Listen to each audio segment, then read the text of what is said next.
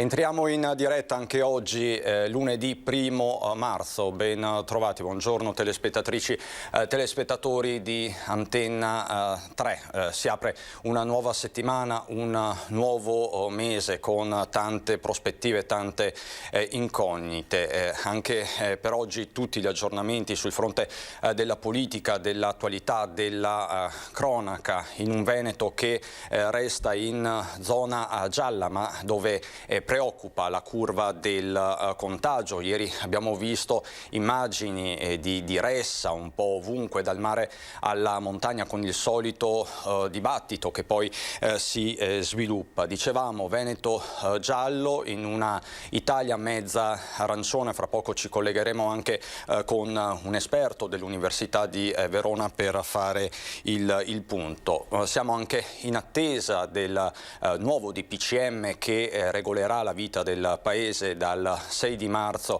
al 6 di aprile. Quindi insomma tanti fronti aperti anche oggi, ma la cronaca incombe perché quella di ieri sera è stata una serata tragica per il Veneto, sulle strade del Veneto, a partire da quello che è successo a Paese, quindi siamo nella cintura urbana di Treviso, dove c'è stato uno schianto frontale ed è morta una mamma di 39 anni, ferita la figlioletta di 6. Una tragedia quindi della strada nella serata di ieri. Erano le 20:30, 21 circa, a Paese lungo via Baldrocco. A scontrarsi frontalmente, lo vedete, per causa in corso di accertamento, una Polo guidata da un 19enne di Vedelago e una Fiat Palio con al volante la donna di 39 anni, Stefania B. Non è stato ancora reso noto il cognome, trevigiana. A bordo con lei anche la figlioletta di 6 anni. La donna nello schianto ha riportato ferite gravissime. È stata trasportata d'urgenza al pronto soccorso dell'ospedale Cafoncello di Treviso, dove poi è spirata nella notte. Lesioni più lievi per il 19enne, che è risultato negativo ai test alcolemici. Ma siamo collegati con il sindaco di Paese, Katia Uberti, che poco fa è stata sul posto in sopralluogo. Buongiorno sindaco. Sì, buongiorno a tutti, salve, salve. Sono sconcertata di questa cosa, è proprio un brutto inizio settimana e da mamma mi è venuta un colpo al cuore veramente, perché è una tragedia grande. Sono perplessa perché comunque l'asse Turati-Baldrocco è la via proprio dove noi stiamo intensificando anche i controlli con la polizia locale per le velocità. Stanno dando frutti, nel senso che oltre 193 posti di controllo, solo in quell'asse lì 39 sono state le sanzioni date negli ultimi 2 mesi, e quindi è uno dei luoghi più attenzionati dalla polizia locale. Certo è che se siete stati in sopralluogo, comunque per chi conosce la zona, lì nel giro di 200 metri abbiamo 3 ostacoli: una rotonda dove in realtà le macchine dovrebbero percorrerla a 10-15 km orari e 2 curve, di cui una molto, molto spigolosa a 90 gradi. Certo. Quindi all'uscita delle 2 curve è accaduto l'incidente. Purtroppo noi cerchiamo di intensificare i controlli, ma i controlli non possono essere effettuati H24 e 7 giorni su 7, perché ovviamente la domenica la polizia locale non è in servizio. Però è un destino maledetto, quindi io inviterei tutti, perché effettivamente diversi cittadini, non è l'unica via, ne stiamo monitorando una 60 nel territorio di Paese. So che poi c'è anche il comandante con alcuni dati, e la velocità è uno degli aspetti sul quale ci stiamo concentrando. Vi state concentrando su questo? Perché purtroppo c'è il pedale pesante, quindi stiamo intervenendo su diverse vie. Quella peraltro è una via provinciale, perché qualche cittadino ci ha detto: perché non installate gli installatori, i rallentatori, certo, fate qualcosa. Purtroppo la via che percorre che collega la frazione di Castagnola a quella di Porcellengo è una strada provinciale. Si apre sempre quindi il solito poi dibattito una volta verificate queste tragedie. Sindaco, ovviamente questa sera racconteremo cos'è successo nei nostri telegiornali, ovviamente sono tragedie che lasciano sempre un segno. La ringrazio davvero, Sindaco, buon lavoro. Grazie a voi. Grazie, arrivederci Sindaco. Tra l'altro la dinamica dell'incidente è al vaglio della Polstrada, ma non è stata l'unica tragedia a contrassegnare la domenica sera. Sempre nella Marca c'è stato un grave incidente intorno alle 21 in via Padova Cornuda, poco distante da Valeri Sport, sulla strada provinciale 667. Un giovane a bordo di uno scooter, per cause ancora in fase di accertamento, ha urtato violentemente la parte anteriore sinistra di una Mercedes classe A. Il ragazzo è stato sbalzato per diversi metri, finendo nel fossato che costeggia la strada. Quel che restava dello scooter, finito in frantumi, è terminato nel campo adiacente. Sul posto sono intervenuti i vigili del fuoco di Montebelluna, i carabinieri e il SUEM 118, che ha trasportato il giovane in gravissime condizioni al pronto soccorso dell'ospedale Cafoncello.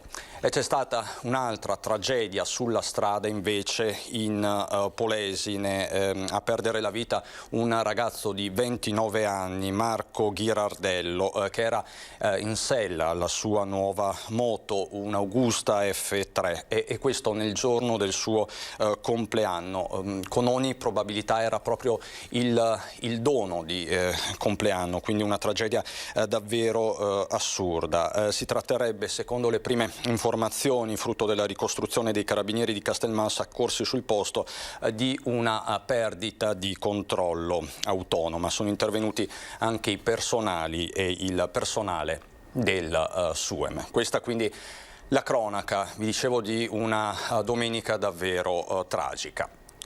Ma c'è poi l'attualità. Siamo in attesa anche oggi di collegarci con l'unità di crisi di Marghera, con Luca Zaia, che farà il punto della situazione. Ovviamente gli occhi sono puntati sulla curva del contagio che è in crescita, lo ha detto poche ore fa anche il ministro Speranza. Su questo contagio pende come una spada di Damocle, ormai lo sappiamo, la variante inglese. Per fare il punto di questa situazione che definire fluida è poco, siamo collegati con il professor Massimo Guerriero. Buongiorno professore, che è esperto in epidemiologia e biostatistica all'Università di Verona. Buongiorno professore.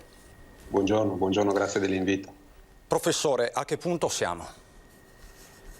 L'ha già anticipato lei, il punto è chiaro, sembra che ci siano tutti gli elementi per poter dire che siamo a un nuovo inizio. Se vediamo le slide che abbiamo preparato, ci rendiamo conto che la situazione va differenziata sia se guardiamo i dati a livello globale, sia se guardiamo i dati delle singole zone. Nel senso che a livello globale la tendenza del virus sembra in calo, sia per quanto riguarda i contagi, vedete, e sia per quanto riguarda finalmente anche le morti, che sembrano aver intrapreso un trend decrescente. È chiaro però che questa situazione è composta da una serie territoriale ampia, perché riguarda tutto il mondo. In effetti, se andiamo a vedere nella slide successiva la situazione del Veneto, noi vediamo, indicato dalla freccia rossa, che c'è un chiaro segnale di ripresa. Evidentemente questo segnale è solo nella fase iniziale, è certamente molto debole, ma non possiamo trascurarlo perché abbiamo una storia ormai di un anno e più, e quindi siamo tutti molto allertati. Anche perché, professore, questa ripresa arriva dopo un lungo periodo, come vediamo, di decrescita. Certo, ed è proprio questa la situazione preoccupante, perché c'è stata questa decrescita, ma la decrescita non è arrivata a zero, e quindi diciamo che sta nascendo un nuovo giorno non dallo zero, ma da un punto che, come vedete, è già molto alto rispetto alla prima ondata di marzo e aprile del 2020, che è quella piccola collina arancione che vedete sulla sinistra del grafico. Questo aspetto da tenere in considerazione anche nella slide successiva, perché ci mostra chiaramente che c'è una flessione in aumento anche per quanto riguarda i ricoveri nelle terapie non intensive e nelle terapie intensive a livello nazionale. Quindi tutto fa pensare che veramente siamo di fronte a un nuovo inizio. Nel nostro Veneto, e possiamo andare alla slide successiva, la situazione è esattamente identica, e in più segnaliamo che la settimana scorsa l'R-Conti era 0,91 ed è ancora in crescita, adesso siamo vicini all'1 e voi sapete che con l'R-Conti uguale a 1 si passa dalla zona gialla alla zona arancione. Certo. E in più anche, sempre nel Veneto, abbiamo un'occupazione di circa il 10% delle terapie intensive e del 15% dell'area non critica. Questo vuol dire che se, grazie ad esempio alla variante inglese, che sappiamo essere molto veloce come capacità di contagio, potremmo in tempi molto stretti avere di nuovo delle problematiche nei nostri ospedali. E questo è il punto, perché poi la cartina di tornasole di tutta questa emergenza è sempre il tasso di ospedalizzazione. Fondamentalmente sì, perché se noi avessimo una malattia tale per cui non siamo costretti ad accedere ai pronti soccorsi, agli ospedali e alle terapie intensive, come dire, avremmo una malattia meno grave da curare a casa, come succede per una normale influenza.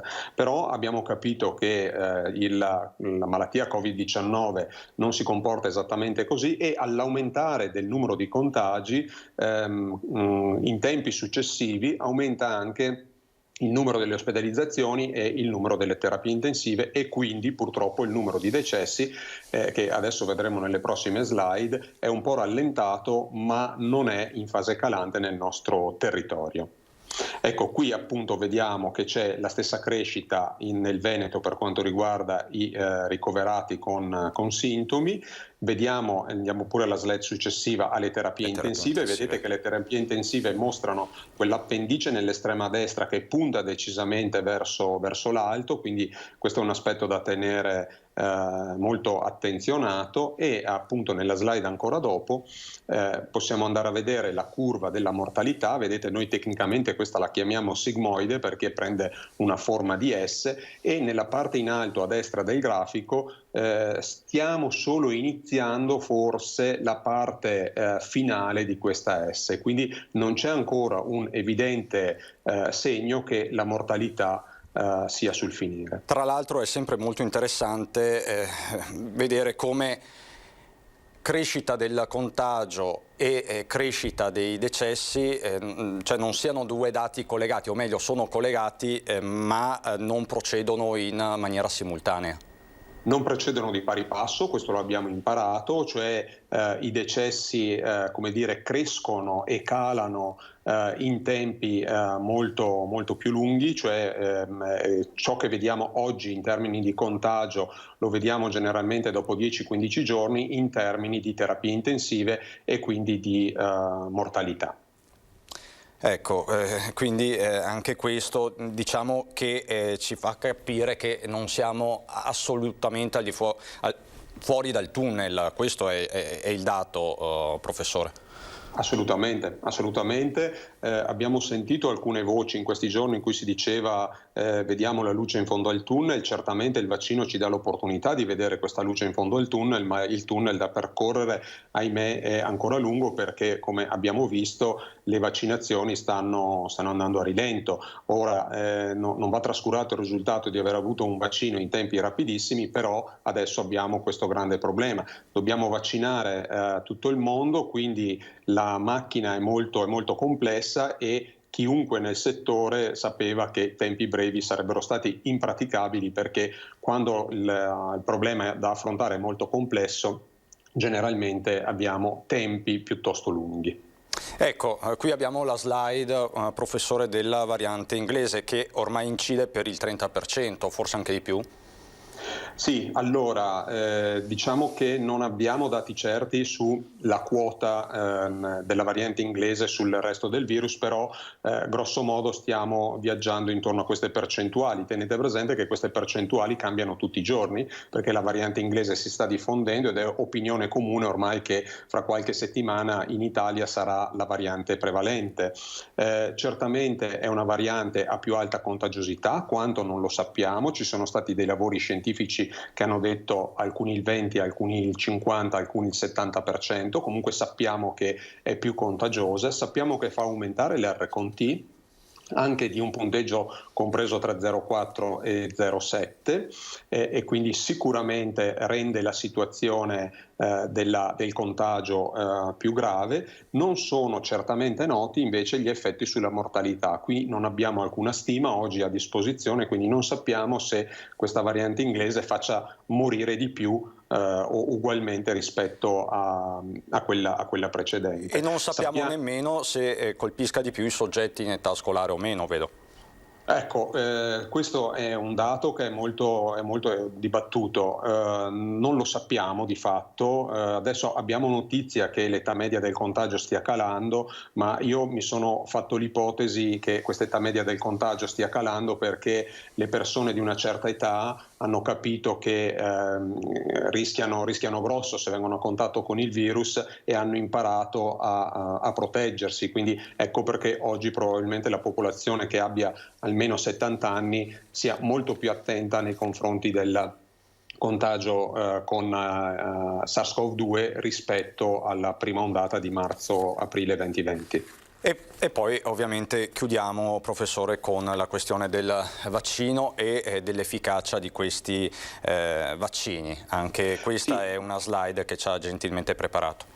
Sì, la situazione dei vaccini, è chiaro che adesso stiamo facendo fatica a far partire la macchina, però sarà sempre meglio, quindi voglio dire il futuro sarà veramente sempre più roseo. Bisogna adesso fare attenzione in questi mesi perché siamo ben lungi dall'avere la possibilità di fare una vaccinazione di massa.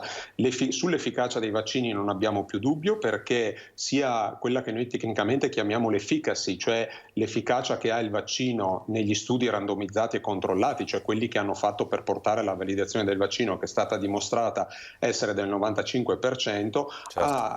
È stata confermata sulla popolazione generale. Ci sono molti studi oramai, specialmente quelli relativi alla popolazione israeliana che ha vaccinato milioni di persone, in cui si è visto quella che noi chiamiamo tecnicamente effectiveness, cioè l'efficacia sulla popolazione reale, è risultata essere valutabile tra il 90 e il 94%. Quindi sicuramente il vaccino sarà l'arma che ci permetterà di sconfiggere il virus, quando secondo me entro la fine di quest'anno prima sarà difficile. Prima sarà difficile, anche con la protezione civile in campo? Assolutamente sì, finché non verranno svincolati un certo numero di vaccini per poter vaccinare la popolazione mondiale. Ricordiamo che oggi viviamo in un mondo globalizzato, quindi è difficile pensare di vaccinare il Veneto o l'Italia e non avere più contatti con il resto del mondo. Quindi se parti del mondo resteranno indietro con i vaccini, obtorto collo, questo sarà un effetto a catena che si riverbererà poi su tutto il mondo, perché gli scambi anche solo commerciali e turistici sono talmente alti, veloci, che potranno continuare a far circolare il virus. Professore, grazie davvero per la sua solita chiarezza, quindi diciamo che la luce in fondo al tunnel c'è, ma il tunnel è ancora lungo. È ancora lungo, quindi noi dobbiamo continuare a raccomandare di tenersi disinfettate le mani, di usare il distanziamento sociale, ne avete parlato anche voi e in questi giorni purtroppo si fa sempre più fatica ad ottenerlo, ma soprattutto di restare super concentrati sull'uso della mascherina, che risulta essere una barriera fisica fondamentale per limitare, non annullare, limitare la diffusione del virus. Le chiedo proprio un'ultimissima battuta, guardando alle immagini che sono arrivate da tutto il Veneto nel weekend, da Venezia, dalle spiagge, da operatore poi sanitario, che effetto le fanno? E mi disturbano queste immagini perché le vivo anch'io nella mia Verona e anche con i miei figli nel weekend siamo usciti per fare una passeggiata, ma il centro storico della città era non avvicinabile, tant'è che per l'ennesimo weekend noi abbiamo rinunciato e abbiamo fatto un piccolo giro e siamo rientrati verso casa. Questi sono comportamenti che devono essere evitati per un senso civico dalle persone ed ostacolati dalle forze dell'ordine, non c'è dubbio.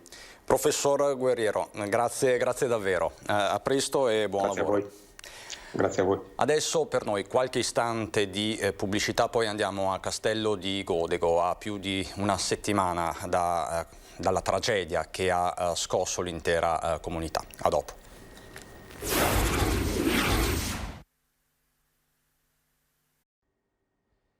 Di nuovo in diretta per andare subito a Castello di Godego, a poco più di una settimana da quella tragedia che ha sconvolto l'intera comunità, la morte di papà Egidio Battaglia e del figlioletto Massimiliano. Papà Egidio che ha strangolato il bimbo di 2 anni per poi togliersi la vita, un omicidio-suicidio che di fatto ha sconvolto per le modalità e anche per il movente, non solo la comunità di Castello di Godego, dove si attende il nulla osta per i funerali, per dare l'ultimo saluto sia a Egidio che a Massimiliano. Siamo collegati con il sindaco di Castello di Godego, Diego Parissotto. Buongiorno sindaco. Buongiorno. Ecco, il nulla osta alla sepoltura, sindaco, è arrivato? Allora, da informazioni di circa mezz'oretta fa, il nulla osta dovrebbe essere rilasciato domani mattina, per cui a Ruota verrà decisa la data del funerale e sì, verrà informata la comunità e ci attiveremo per organizzare le esequie. Che saranno esequie, lei mi conferma, in forma congiunta, sia, sì. Esatto, sia papà Egidio che il figlioletto. Verranno fatte in forma congiunta, papà e figlio, nella chiesa qui di Castello di Godego. Ieri sera mi sono interfacciato con il parroco, sì, ci sarà la necessità di organizzare l'area esterna, perché tutta la gente che probabilmente parteciperà alla cerimonia non potrà accedere alla chiesa, anche per effetto del fatto che ci sono le disposizioni Covid che lo impediscono, no? E anche perché tante persone non potranno entrare. Presumo che all'esterno ci saranno tante persone che verranno ad assistere alla cerimonia, vorranno essere presenti, quindi ci saranno degli autoparlanti, ci sarà la possibilità di partecipare e noi da fuori, attraverso la protezione civile e la polizia locale, cercheremo di organizzare un po' il tutto. Come si gestisce, sindaco, lo shock di un'intera comunità di fronte a un fatto di questo genere?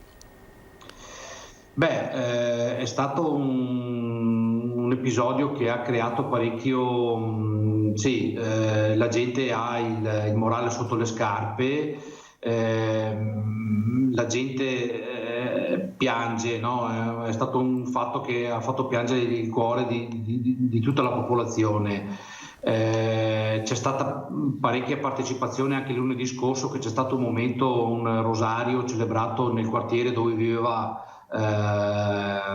Egidio Bobato, o comunque la sua famiglia, dove tantissima gente ha partecipato in maniera molto silenziosa, in maniera molto rispettosa. Ecco, la gente sta vivendo in questo senso qua, cerca di essere vicino alla famiglia attraverso il silenzio, attraverso la preghiera, attraverso dei piccoli momenti in cui va a trovare la moglie di Egidio, che attualmente vive a casa dei genitori di Egidio, appunto, e si cerca di essere vicini a loro in questo modo. Si è anche confermato, ovviamente le indagini sono ancora in corso, quindi il condizionale in questi casi è sempre d'obbligo, anche per una questione poi di delicatezza, mi verrebbe da dire. Comunque si è confermato il fatto che probabilmente papà Egidio ha ucciso il figlioletto perché temeva fosse autistico, quindi una sorta di angoscia lo avrebbe spinto a fare questo. Sì. Ovviamente non c'è nessun nessun tipo di giustificazione, però questo ha interrogato le coscienze di tanti, di tutti. Questo sì, di tutti quanti. Diciamo che adesso c'è massimo riservo, cioè, è una cosa talmente privata e riservata che credo la famiglia di Egidio lo sappia con più meglio di noi, insomma. Di certo è che lui ha lasciato anche scritto 4 fogli in cui cercava di dare una spiegazione a quello che stava per compiere, e la conferma del fatto che al bambino era stata diagnosticata una malattia lo ha portato veramente a compiere un gesto così estremo. Posso confermare che tutta la famiglia era vicina ad Egidio, comunque erano consci di quello che stava succedendo al piccolo Massimiliano, però lui probabilmente condizionato da quello che i psicologi gli hanno detto, gli hanno raccontato, probabilmente la paura di una società che sta sempre un po' più andando in difficoltà, ecco, lo ha messo così tanto in crisi da compiere un gesto così estremo, io credo per amore di suo figlio, ecco, per non lasciarlo da solo. È una forma di amore ovviamente che si è espressa in un modo ovviamente sbagliato. Sindaco, lei in questi giorni è stato anche molto vicino ai familiari. Sì, ha fatto anche da scudo loro sostanzialmente, quindi diciamo il ruolo di un sindaco si vede anche in questi casi. Sì, in più di qualche occasione ho dovuto intervenire o comunque mettermi nel mezzo perché c'era la necessità di far da scudo, perché capita, no, che ci sono tanti curiosi o comunque tanti anche giornalisti che vogliono certo. invadere la privacy di una famiglia che sta vivendo nel dolore questi giorni in maniera così straziante. Io ho cercato di fare la mia parte, ho cercato di andare a trovare anche la moglie Adriana, i genitori di Egidio, ho cercato di consolarli per quel che mi è stato possibile, anche se la ferita è veramente lancinante, è veramente preoccupante, insomma. E Sindaco, se domani sarà dato il nulla osta, probabilmente i funerali si terranno già mercoledì? Credo di sì. Credo che alla volta di mercoledì, insomma, ci saranno le esequie. Uso sempre il condizionale perché francamente mi aspettavo il nulla osta ancora venerdì della settimana scorsa, poi i tempi si sono allungati, adesso sembrerebbe che il nulla osta ci venga dato domani e ovviamente ci aggiorneremo su questo. Sì, Sindaco, non ci sono altri slittamenti, insomma, prego. la ringrazio davvero Sindaco, e a presto, buon lavoro. Noi ci colleghiamo con Marghera, è appena arrivato Zaia. È un'offerta di 10 euro, viene inviata anche a casa e ovviamente stiamo parlando della Città della Speranza, stiamo parlando di tutto quello che è l'oncoematologia pediatrica, la ricerca, insomma tutti i temi riferiti ai bimbi e alla loro cura e alla ricerca innovativa rispetto alle malattie e a tutte le patologie, che riguardano questo mondo. È un grande investimento, quindi è un'occasione per ringraziare la Città della Speranza per la grande attività che fanno di raccolta di fondi e che poi si traducono poi in quello che è la ricerca. Ricordo che c'è anche la torre della ricerca e soprattutto un abbraccio e un ringraziamento a tutti i volontari che si adoperano, no, per questa raccolta di fondi. Quindi le colombe della Città della Speranza, 10 euro all'una, vengono inviate anche a casa. Tutte le informazioni si trovano su internet, basta scrivere Città della Speranza e poi ne viene fuori il sito. Direi di dare inizio con i bollettini. Ovviamente qui c'è l'assessore Lanzarini e il dottor Flor oggi che ci dà uno spaccato della situazione sanitaria Covid rispetto anche al bollettino. Ecco qui i bollettini: 4.050.000 test molecolari e 3.204.000 test rapidi. I positivi negli ultimi 24 ore sono 603, che significano su 10.586 tamponi un'incidenza del 5,70. Voi vedete che pian piano si incrementa l'incidenza, siamo partiti dall'1,5, oggi siamo al 5,70. È pur vero che non è un dato rappresentativo perché è del fine settimana, perché i tamponi sono pochi, però questo è un dato, insomma, su quale ragionare.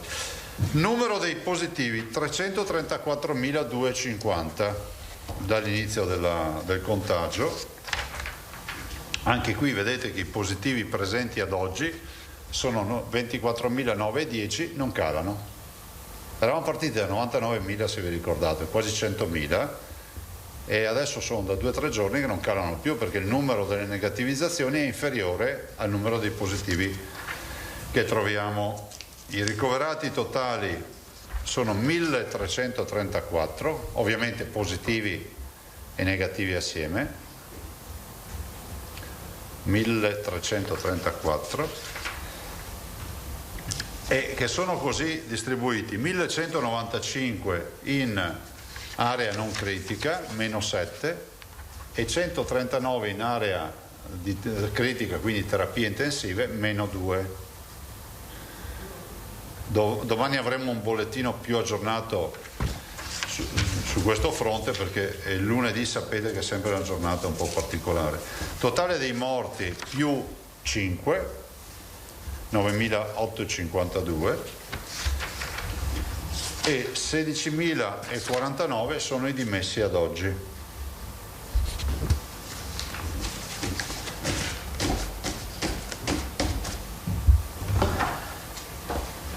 Allora, alcune considerazioni.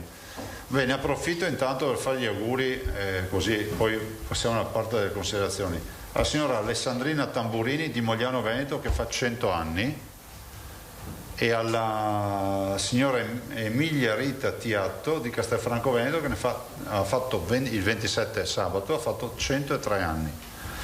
E poi ieri, il 28, la signora Ida Campeol, 100 anni.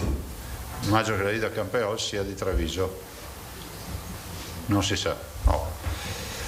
E basta. Considerazioni. Le considerazioni sono presto dette.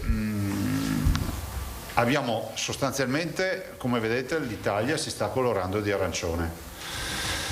Noi, rispetto ai parametri nazionali stabiliti ufficialmente dal DPCM, ancora non siamo in zona arancione, però abbiamo un RConT che è salito, che inevitabilmente è salito alla luce del fatto che comunque le relazioni sociali e anche le buone temperature portano, diciamo, maggiormente alla creazione di assembramenti e, non ultimo, anzi lo metterei per primo, la presenza delle scuole aperte.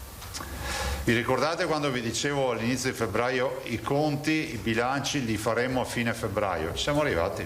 Avete visto come si è colorata l'Italia? Considerate che molte delle regioni che sono in difficoltà oggi hanno aperto un mese prima di noi le scuole. Esattamente 22-23 giorni prima di noi. Loro le hanno aperte il 7 gennaio, noi il 1 di febbraio. Quindi 23 giorni prima di noi. Guardate la cartina italiana, guardate i dati epidemiologici oltre ai colori, perché i colori ci dicono sostanzialmente l'RConT, ma dietro quei colori e dietro quella classificazione ce n'è un'altra, che è quella del tasso di occupazione delle terapie intensive e del tasso di ospedalizzazione, che è diverso da regione a regione. Noi, molte di quelle regioni che sono in arancione, hanno in alcune loro località sofferenza da zona rossa importante, tanto è vero che molti colleghi governatori hanno provveduto con ordinanze per zone rosse.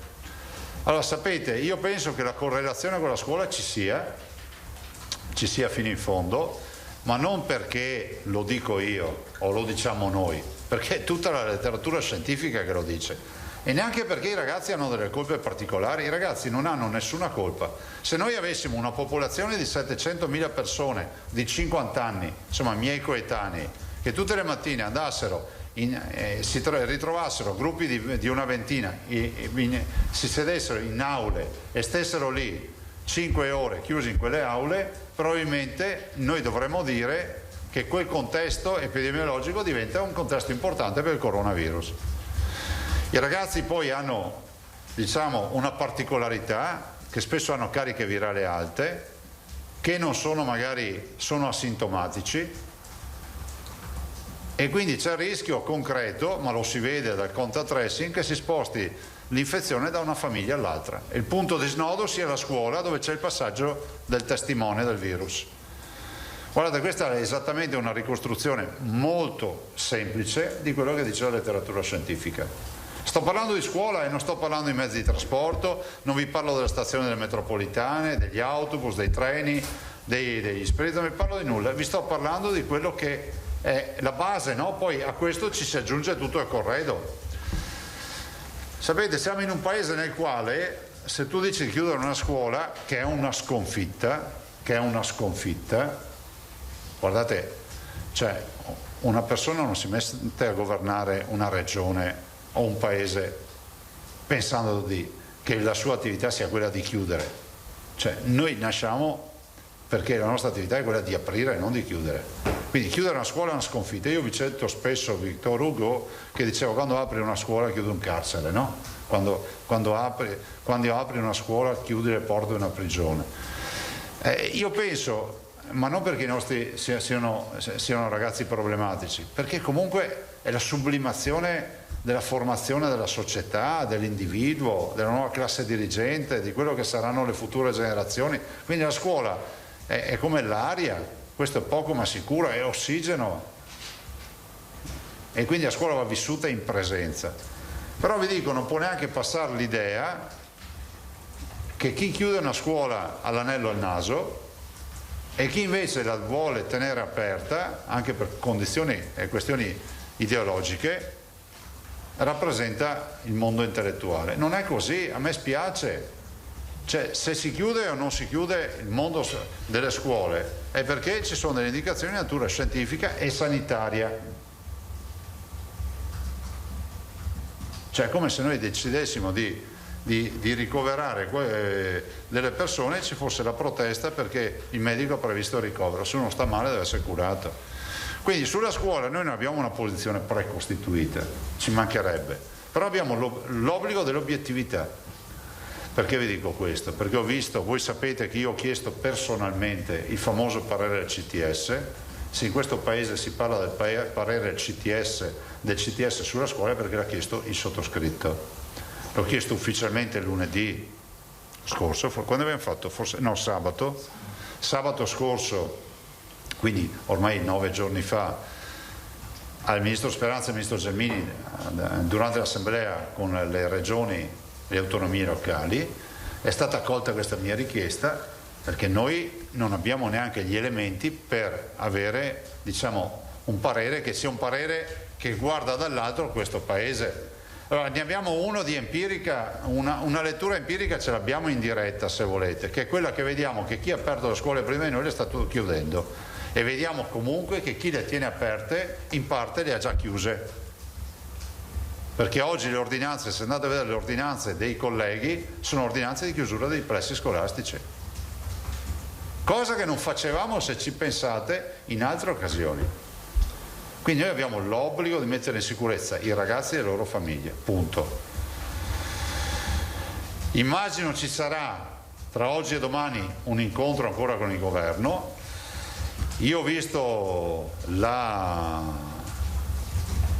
come si può dire, leggo del parere del CTS che dice chiuse le scuole nelle zone rosse, però vorrei ricordarvi che quando tu arrivi in zona rossa, proprio per il discorso che vi ho fatto prima delle zone colorate, rosso vuol dire R con T, ma rosso probabile che tu abbia già chiuso i tuoi ospedali, siano già andati al collasso totale. Cioè, non dimenticatevi mai che abbinare scelte di natura sanitaria, epidemiologica, sulla base dell'R con T, abbiamo capito che non funziona. Mi spiego. Il Veneto non ha mai avuto un R-Conti superiore a 1. Vi ricordate la storia? No, 1,5. Cos'era? 1,25. Insomma, non ha mai passato la soglia per andare in arancione. Quest'inverno. 1,50, brava. O forse 1,25? No, la soglia era 1,50 inizialmente. Era la soglia. Sì, scusate. Noi eravamo sotto la soglia. No, questo sì, l'ho detto io, eravamo sotto la soglia. No, ma non ricordavo più il parametro se era 1,25 o 1,50, però non cambia. Noi non abbiamo mai superato, ma abbiamo avuto tutti i parametri dell'ospedalizzazione che avevano superato i parametri di base, no? Terapia intensiva. Quindi pensare che tu dici chiudi la scuola quando sei arrivato in zona rossa, cioè appena quando sei arrivato in zona rossa è già arrivata l'ambulanza, è arrivato tutto, cioè sono arrivati i vigili del fuoco nel luogo della tragedia. Cioè allora noi dobbiamo decidere se dobbiamo fare prevenzione o se dobbiamo semplicemente consolidare una situazione. Quindi adesso poi c'è un'altra proposta del CTS, e per le zone arancione quando si supera un tot numero di positivi, quindi l'incidenza su 100.000 abitanti a settimana. Anche qui, ma lo dico a vantaggio di tutti, nel senso che vogliamo fare un bel lavoro. Può essere un ragionamento, perché se lo aggancio alla zona arancione, quando tu entri in zona arancione, in alcuni casi la zona arancione è una zona arancione ipermatura dove sei già al collasso. In altre zone, la zona arancione rischia ancora di poter fare questi ragionamenti. Mi spiego, se tu lo colleghi al tasso di incidenza del numero di positivi su 100.000 abitanti a settimana, mi aspetto che il CTS dia anche un parametro percentuale di tamponi da fare su 100.000 abitanti a settimana, perché tu non puoi paragonare situazioni diverse, ma lo dico a vantaggio di quelli che magari ne fanno pochi e rischiano di avere sempre il parametro basso e di avere gli ospedali pieni, perché voglio ricordarvi che si riesce a mandare in collasso un sistema sanitario ospedaliero pur mantenendo l'incidenza bassa, bastano far tamponi, perché l'incidenza è la somma dei positivi nella settimana su 100.000 abitanti. Ve lo ricorderò sempre l'esempio, noi avevamo 6.000 positivi un giorno, 60.000 tamponi, scusate, 3.000 positivi, 60.000 tamponi, era il 5% di incidenza. Lo stesso giorno una regione italiana aveva 400 tamponi, 40 positivi. Noi eravamo dati per gli appestati e questa regione è data per la sanissima. Cioè, vi ricordo che 40 tamponi su 400 40 positivi su 400 tamponi fa 10%, cioè aveva il doppio di positivi nostri. Quindi è fondamentale che il CTS, se vuole adottare un parametro del numero di positivi su 100.000 abitanti a settimana, cioè la famosa incidenza, deve stabilire un uguale parametro di numero di tamponi da fare su 100.000 abitanti a settimana. Allora sono dati omogenei, se no è ridicolo. Sì, se no lo capite da soli, cioè, che parametro confronti. Ma non perché sia un gioco a premi, per mettere in sicurezza la salute dei cittadini. Però ripeto, anche qui la zona arancione non può essere solo governata apro scuola, chiudo scuola con un parametro come questo, perché poi ci sono i parametri importanti dell'ospedalizzazione che ancora una volta rischiano di essere trascurati, perché io posso avere un'incidenza bassa e gli ospedali pieni. Quindi confido molto in questo incontro. Non è che sia diventato, come si può dire, una nostra ossessione questa, però siamo preoccupati. Siamo preoccupati perché comunque abbiamo davanti ancora un mese prima di uscire dall'inverno, più o meno, e abbiamo visto l'anno scorso che comunque l'infezione che iniziò a febbraio non si spense prima di fine aprile, quindi vuol dire che se avessimo oggi un'infezione importante ce la portiamo fino alle porte alla fine della primavera. Non abbiamo una visione catastrofista e neanche di gioia e di libertà. Diciamo che il virus c'è, ve lo dico tutti i giorni, continuo a dirlo, se non ti metti la mascherina vai in mezzo a casa alla confusione rischi di portartelo a casa. Adesso magari sarà interessante capire anche quale sarà la percentuale di circolazione del virus e chiederemo al professor Baldo in base a molte sperimentazioni che sta facendo, tipo le scuole Sentinella in Veneto, per capire che grado di circolazione c'è. Certo è che insomma delle preoccupazioni ci sono. Io prima di passare alle domande passerei la parola al dottor Flor, così si aggancia per l'aspetto sanitario. Grazie dottore. Poi facciamo domande dirette al dottor Flor e poi ci sono io per le mie domande.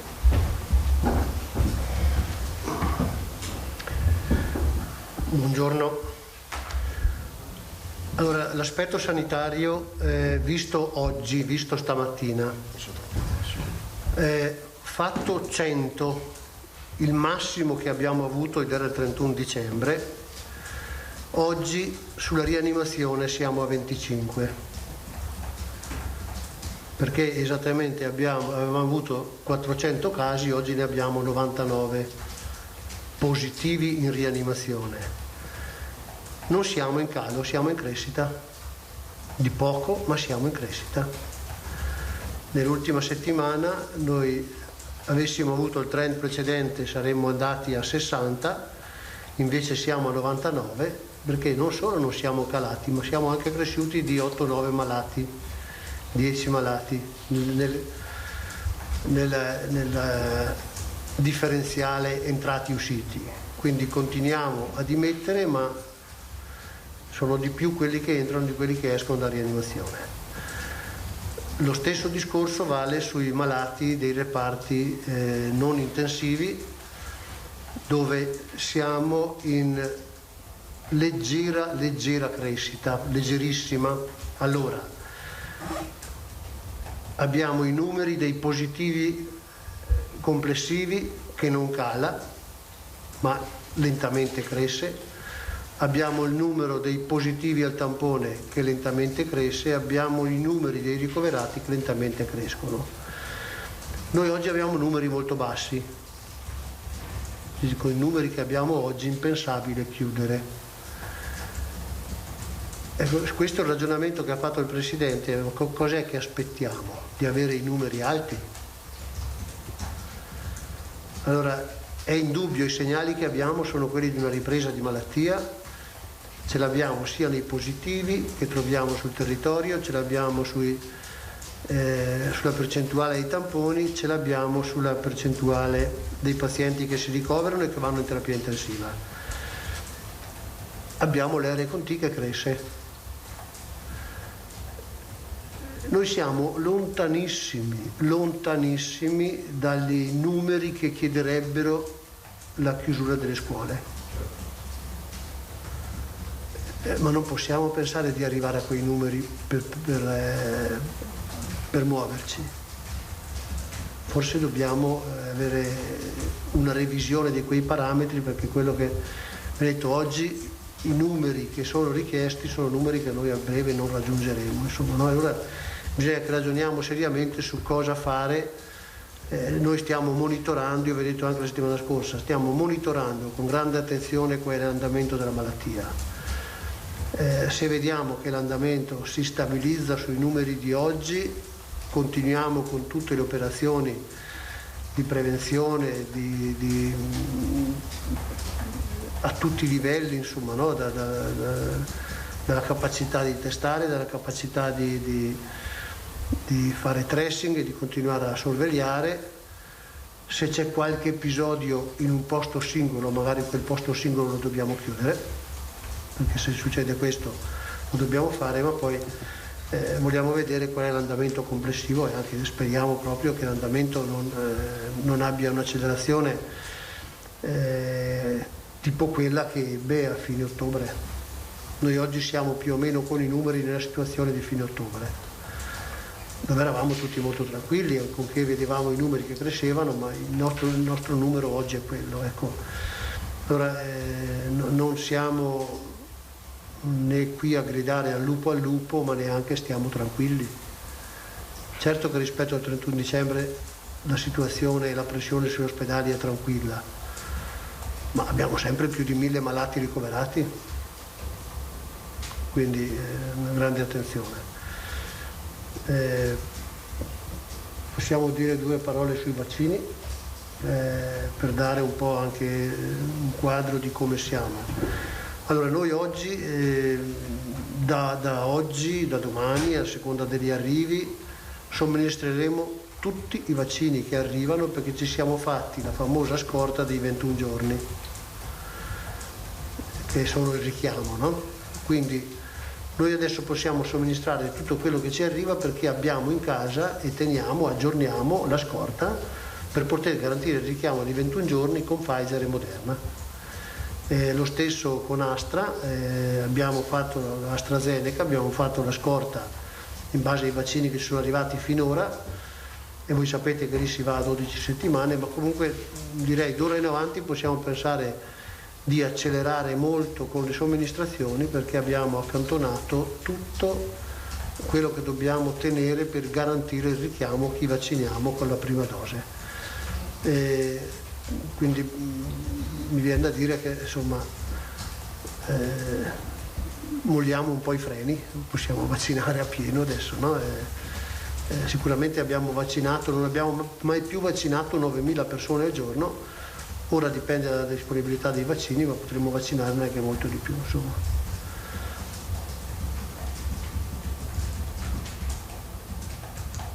Approfittiamo della domanda così poi... Allora, domande per il dottor Flo, Giacomuzzo, adesso comincia Giacomuzzo. Buongiorno. Io volevo tornare con il Presidente Zaia sulla questione dell'indice RT e sul CTS.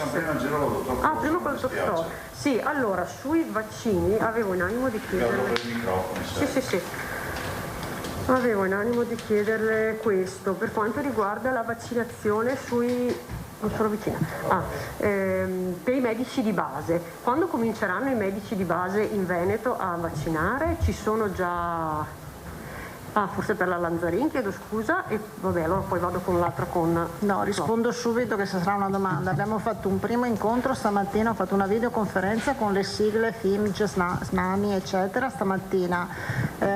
Nel pomeriggio domani so che ci sarà un incontro tecnico e poi ci rivediamo a metà settimana per chiudere l'accordo, quindi io mi auguro che in questa settimana chiudiamo l'accordo con tutte le sigle sindacali della medicina territoriale per poi da settimana prossima iniziare con categorie, target e quant'altro.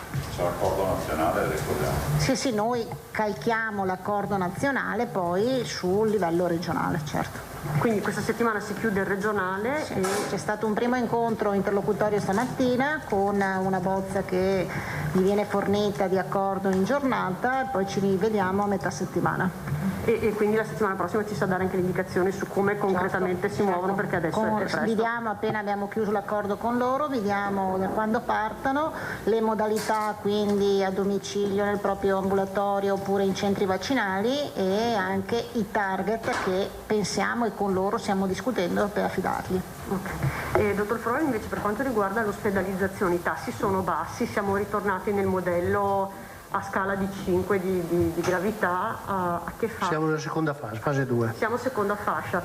Lì c'è in previsione qualche cambiamento, nel senso che abbiamo in Veneto adesso si può tornare a fare qualche intervento chirurgico, si è tornato a fare, avevamo le visite ambulatoriali, che prospettive ci sono?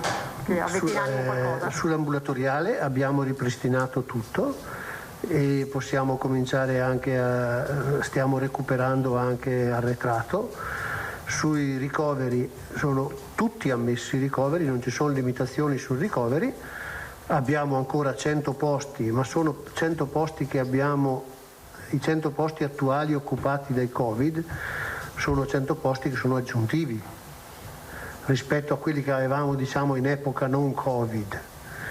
Noi siamo arrivati ad avere al massimo utilizzabili 700 posti, non ne abbiamo mai utilizzati più di 660 e di questi 400 erano Covid. Oggi i Covid positivi ne occupano 99, quindi voi capite che abbiamo una disponibilità di rianimazioni per poter lavorare in maniera importante su tutta l'attività chirurgica. Devo dire che forse solo la provincia di Padova ha ancora un dato di rianimazione abbastanza importante, tutte le altre province hanno proprio dati di rianimazione molto piccoli, insomma. Comunque sono 99 in tutto il Veneto i positivi, quindi non è che ci impediscono molto.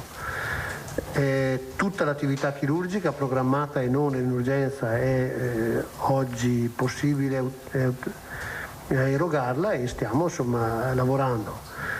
abbiamo pur sempre del personale che è occupato a tenerci quei 100 posti letto di rianimazione, oltre ai 700-800 posti di non rianimazione che in tempo non Covid non avevamo, insomma, no? Pensate che oggi il Covid occupa un grandissimo ospedale provinciale, regionale, insomma, no?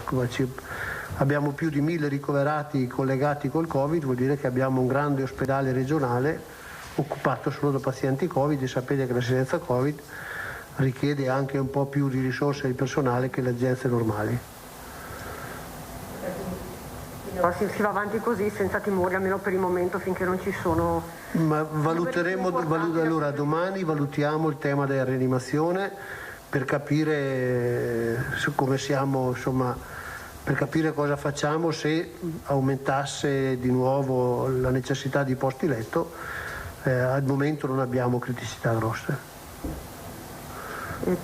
Un'altra domanda per curiosità, le sono arrivate altre offerte di fornitori? No, non sono arrivate altre offerte nuove. Grazie. Allora, se ho visto bene le mani alzate, per il dottor Flor abbiamo Moscati, Pederiva che è rientrata, Salmaso, Bonet, Pitarello, giusto? Posto. Sì, buongiorno dottor Flor. Mi scusi, siccome ho una signora che mi chiede un insegnante e mi ricorda che gli over 65 non potevano fare il vaccino AstraZeneca, era sconsigliato, ora sembra che la cosa sia rientrata. Lei mi scrive, noi siamo ancora a over 65, siamo fino a 67 anni si lavora, per cui ci sono insegnanti. Sì, ce l'hanno già segnalato, daremo quote su dove facciamo fino a 65 con Astra, daremo quote di Pfizer. Ok, perfetto, grazie, la ringrazio. Questa era... Poi un'altra cosa volevo chiedere, Mestre, ieri è stato fatto lo spritz, tampone spritz, quando è che avremo un po' di risultati di questi screening così estemporanei che si fanno su tutta la popolazione, senza avere delle categorie perfette? No, allora voi sapete che noi teniamo monitorato alcune situazioni per capire, vogliamo vedere i dati con attenzione, quando abbiamo i dati ve li presentiamo, abbiamo alcune situazioni che teniamo monitorato. Appena abbiamo questi risultati ve li diamo subito, insomma. Quelle delle altre città le abbiamo già date. Sì, no, ma io dicevo di Mestre, è stato sabato, perché se ci avete qualcosa, se ce lo dite anche oggi, ci fa piacere. E poi volevo chiedere una cosa al Presidente. Dopo. Grazie. Pederiva.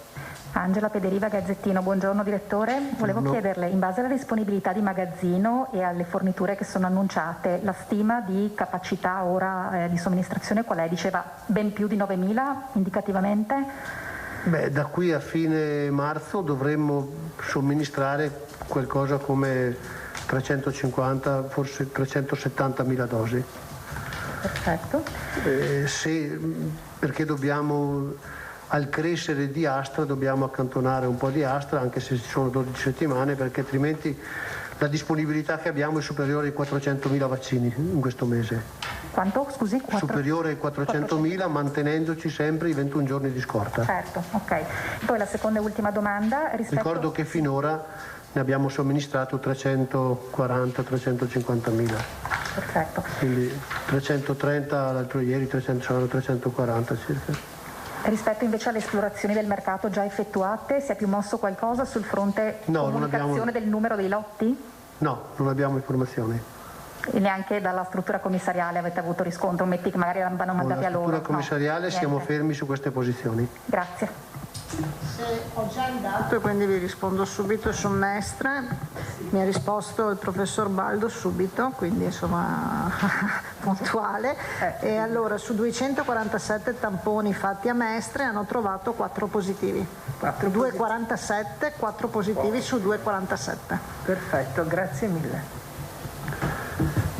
Salmaso, Albino Salmaso. Buongiorno professor Flor. Le volevo, mi è parso di capire da quello che ha detto lei che se questi sono i dati epidemiologici mi pare non ci siano le condizioni per pensare di programmare una chiusura delle scuole. Volevo avere questa conferma Assolutamente, allo stato attuale no. Ecco, le direttive, appunto, le linee guida del CTS sono state trasmesse al Ministero della Salute e al Ministero delle Regioni. Noi pensavamo anche al Presidente Zaia, ma a quanto pare no. Ecco, questo indice dei 250 positivi su 100.000 abitanti in Veneto mi pare non esista. Noi oggi siamo a 112. A 112. Su 100.000, ma non aspettiamo di arrivare, quando saremo a 250 avremo di nuovo gli ospedali in ginocchio. Ho capito, ma e quindi... Allora forse quello è un parametro che vale la pena riconsiderare. Scusami, per evitare che magari si vada avanti tanto, l'ho detto prima, abbiamo una riunione col governo dove porteremo le nostre ragioni come presidenti, proprio per questo aspetto. Quindi voi chiedete che vengano abbassati questi parametri rivisti, perché questo è il punto. Ma no, più che vengano abbassati, vorremmo anche discutere di approccio, perché poi c'è un tema, che lo dicevo prima, che se l'approccio è legarlo al colore della zona, il colore della zona dice poco o nulla perché è legato all'RT. Capisco che andiamo in un fatto tecnico e vi ho fatto l'esempio del Veneto che non ha mai avuto RT alto ma ha avuto gli ospedali pieni di pazienti. Quante volte abbiamo scritto voi e noi abbiamo detto bisogna modificare l'RT, non può essere l'unico parametro, e quante volte abbiamo detto teniamo presenti i tassi di ospedalizzazione, i tassi di accesso alle terapie intensive. Per cui qual è la risposta? Che ad oggi bisogna rimandare tutto alla riunione che si terrà tra stasera e domani. Immagino ci sarà. E non è da escludere che possano essere rivisti questi parametri, che quindi ci possono essere novità. Sì, perché l'indicazione che dà il CTS è abbastanza, come si può dire,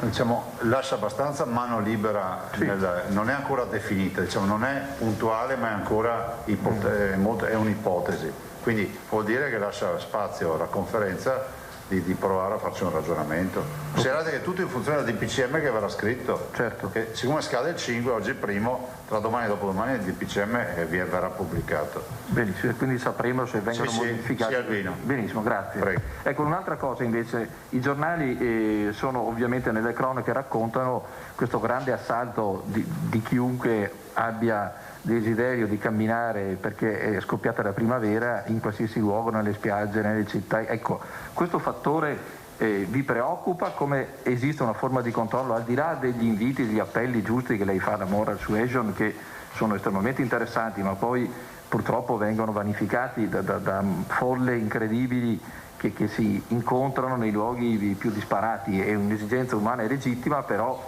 si può intervenire in una qualche maniera oppure ci si deve affidare ai comportamenti corretti di ogni individuo e basta? Perché lo scorso anno invece sono state introdotte delle misure più cogenti, mi pare di capire.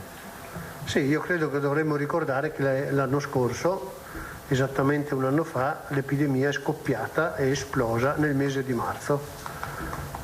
Che arrivi o non arrivi il caldo o la primavera, è esplosa nel mese di marzo e vi ho detto, noi oggi siamo nelle condizioni in cui la riduzione di positivi, la riduzione di malati è finita e pare quasi che stia riprendendo la malattia. Quindi io credo che questo, la memoria del mese di marzo dell'anno scorso ce l'abbiamo tutti, insomma.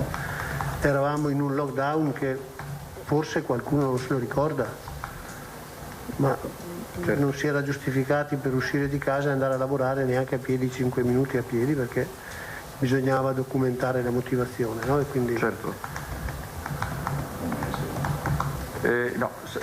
Scusate, avevo una domanda, la pongo al professor Flor, ma penso che possa rispondere anche il Presidente Zaia. Oggi il professor Crisanti, in un'intervista al nostro giornale, torna a parlare della variante del virus. Lui dice che è pronto, non so se abbiate avuto tempo di leggere questa intervista, che dice delle cose che secondo me invitano alla riflessione. In sostanza c'è un virus molto presente in Veneto che secondo lui per il 20% non viene evidenziato dai test antigenici rapidi. Lui dice, testualmente dice, questo, che esattamente lo dicono i nostri rilevamenti fino a un paio di settimane fa, sono varianti di un gene usato come bersaglio dei reagenti dei test rapidi. I test antigenici non riconoscono la proteina F ma solo la proteina M. Tutti i test antigenici sono basati sullo stesso principio: un anticorpo che riconosce la proteina M, se la proteina M è presente dà segnale positivo. Ecco, quindi questo allarme dal vostro punto di vista va preso in considerazione. Pensate che ci sia qualcosa da mettere a punto, da registrare, oppure è come dire un campanello che viene lanciato e lo verificherete quando ci saranno evidenze scientifiche più complete, in attesa appunto della pubblicazione di questa ricerca che pare imminente, insomma. Ecco, tutto questo La risposta è una sola. In attesa della pubblicazione di questi dati scientifici, noi continuiamo a fare il massimo di tamponi molecolari. Sì. Quello che facciamo con i tamponi rapidi è un di più rispetto al massimo dei tamponi molecolari che abbiamo sempre fatto e continuiamo a fare e che non abbiamo mai smesso un giorno di fare. Mi pare che abbiamo ripetuto più volte che noi facciamo molti più tamponi di tante altre realtà. Certo. Facciamo tanti più tamponi di altre realtà molecolari, facciamo tanti più tamponi in totale. Allora, se noi troviamo più malati, è perché facciamo più tamponi molecolari, dove c'è l'indicazione molecolare, rapidi, di diverse generazioni, tra cui in alcune situazioni solo con la terza generazione, secondo le indicazioni ministeriali. Quindi, in attesa delle delucidazioni scientifiche che al momento sono sulla stampa ma non in organi scientifici, né in organi scientifici né in organismi scientifici, noi continuiamo a fare tamponi molecolari come abbiamo sempre fatto e tamponi rapidi in aggiunta ai tamponi molecolari. Va bene, grazie. Una richiesta, possiamo avere i dati dei contagi comune per comune da pubblicare? So che una volta venivano diffusi, quindi sarebbe importante poterli avere.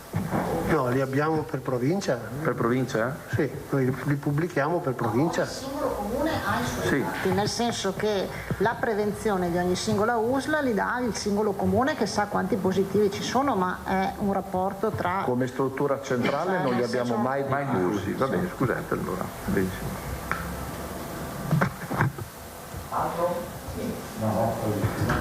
Bonet e Pittarello. Marchiori dopo.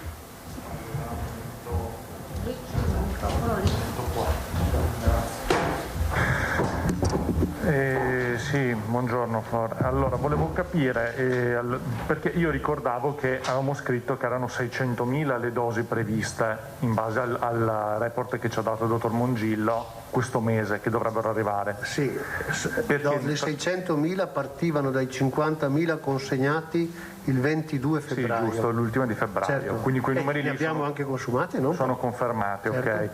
E rispetto alle fasi, cioè come siamo messi, volevo un punto nave, diciamo così, rispetto a operatori sanitari, sanità, abbiamo chiuso. No, operatori sanitari e sanità abbiamo delle code residuali, ma praticamente concluso. E abbiamo, stiamo adesso facendo servizi pubblici essenziali, scuole e forze dell'ordine essenzialmente, e poi stiamo partendo con le categorie del 39, stiamo scendendo sugli anziani. Quindi 40 e 41 sono fatte? 40 sì, 41 sì, 40 ancora qualcosina e 40 e 39 in corso. Poi si sono aggiunte alcune categorie diciamo della prima fascia che sono entrate, che stiamo vaccinando, gli iscritti all'ordine dei farmacisti o alcune categorie speciali, ma insomma per dire è chiusa completamente, che non scappi poi allora noi siamo rimasti fuori. Stiamo chiudendo alcune piccole categorie della prima fascia. Stanno consegnando stanno consegnando, almeno così ci è stato informato anche stamattina, quelli per le 3 categorie, quelle lì tra virgolette con patologie particolari, quindi gli oncologici, i trapiantati e la fibrosi cistica, quindi stanno consegnando ai centri di riferimento, perché sapete che questi sono gestiti dai centri di riferimento di ogni singola di queste patologie, i vaccini per la popolazione che fa parte di queste 3 categorie. Oncologici, trapiantati e fibrosi?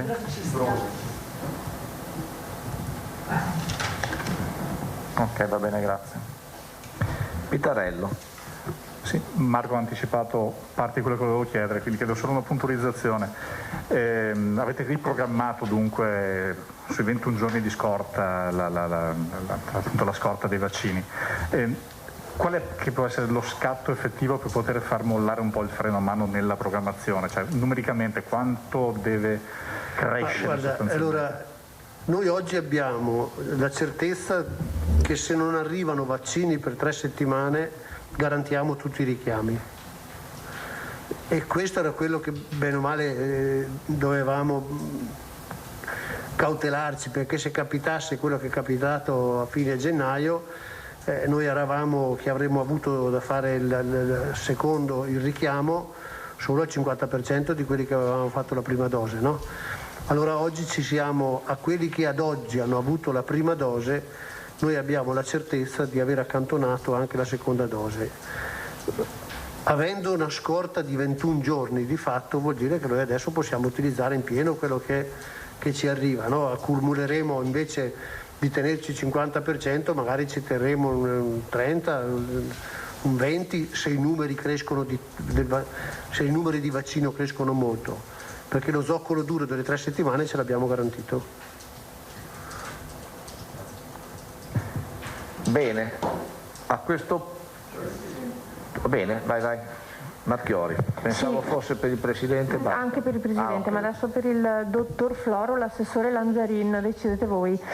Allora, noi siamo stati contattati questa mattina da più insegnanti per alcune problematiche. Da questa mattina infatti si poteva prenotare per la vaccinazione. Allora, una prima insegnante ha detto che ha provato a prenotare ma non c'erano già più posti e voleva chiedere una spiegazione. Tra l'altro lei è un over 55, ma l'ASL le ha detto che nel sistema di prenotazioni hanno già agito a dovere, eppure lei comunque non riesce a prenotare pur essendo over 55, nonostante abbiano... Sì, allora il cambio di dati, il cambio di utilizzo dai 55 ai 65 qualche problema ce l'ha creato, perché noi avevamo fatto la programmazione e quindi le chiamate, i programmi informatici e l'assegnazione di vaccini, perché noi abbiamo chiesto alle scuole il numero di persone da vaccinare.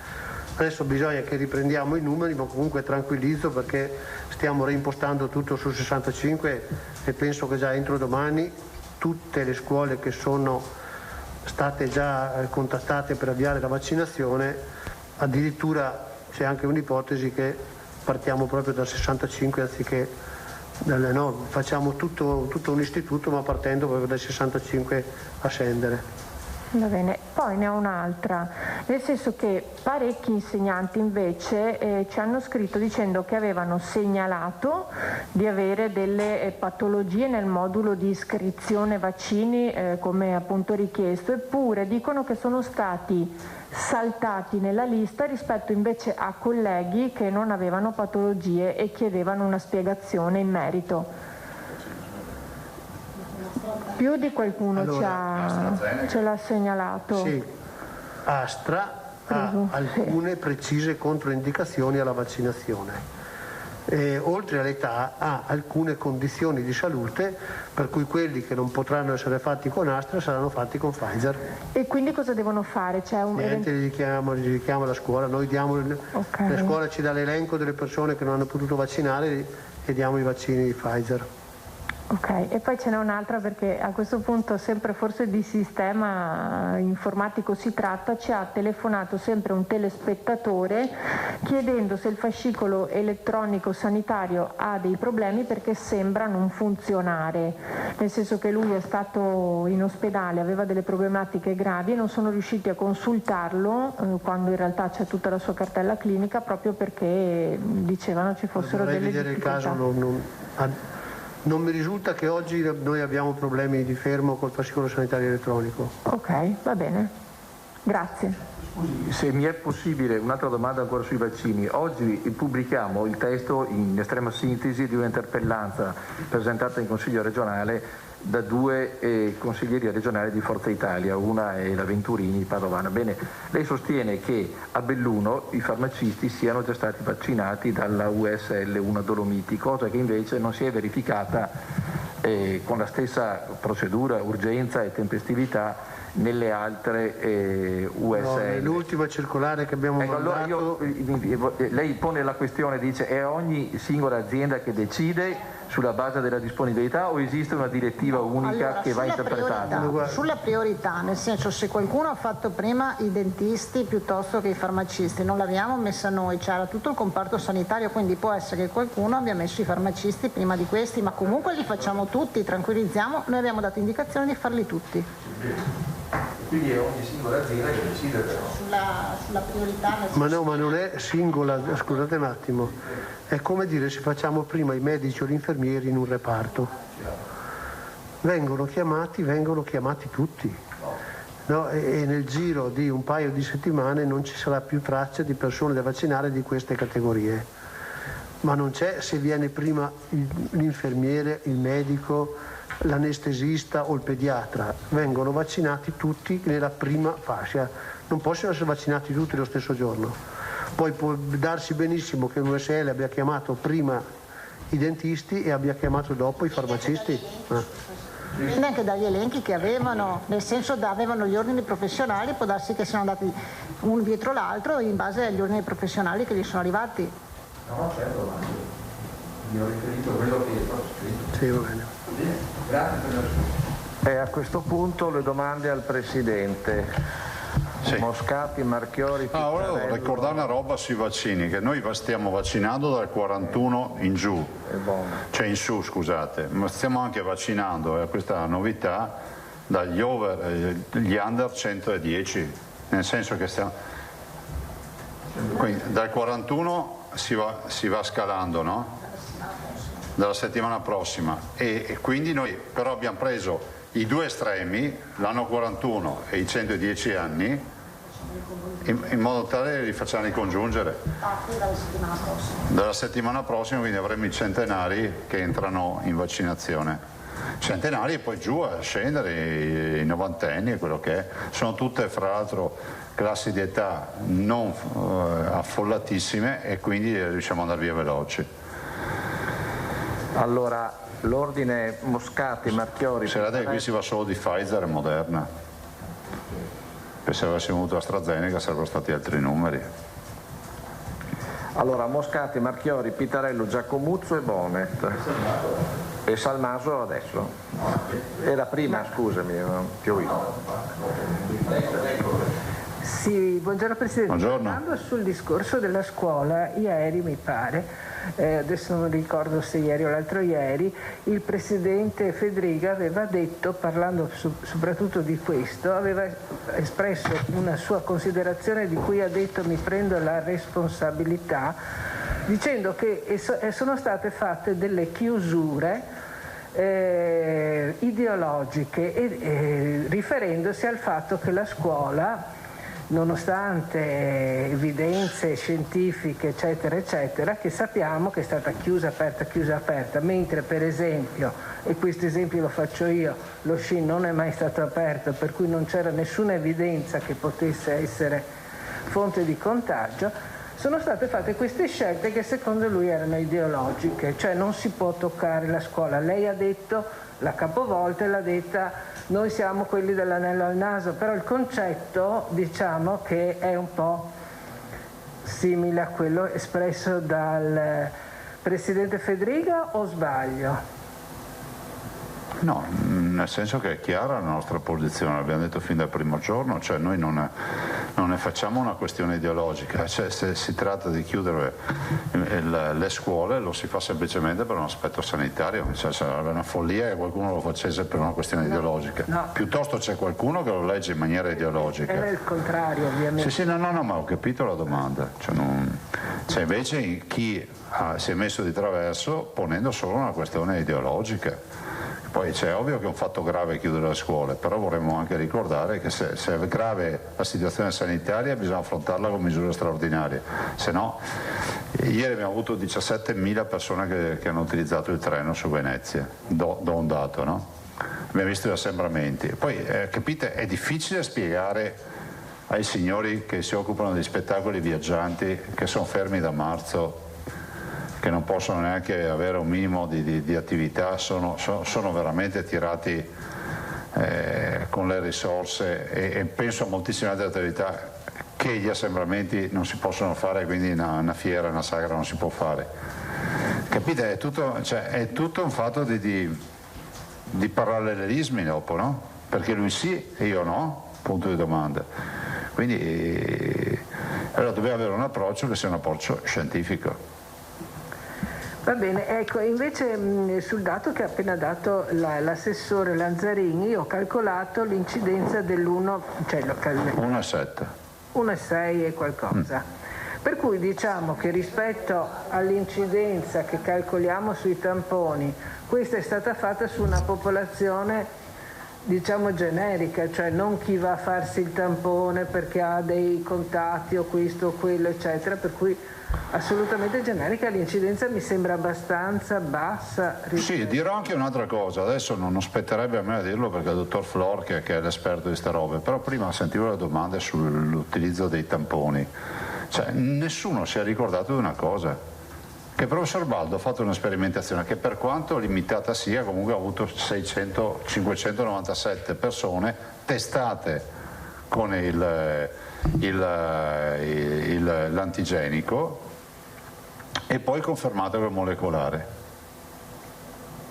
e ha trovato linearità, cioè sentite lui, cioè non so cosa dirvi.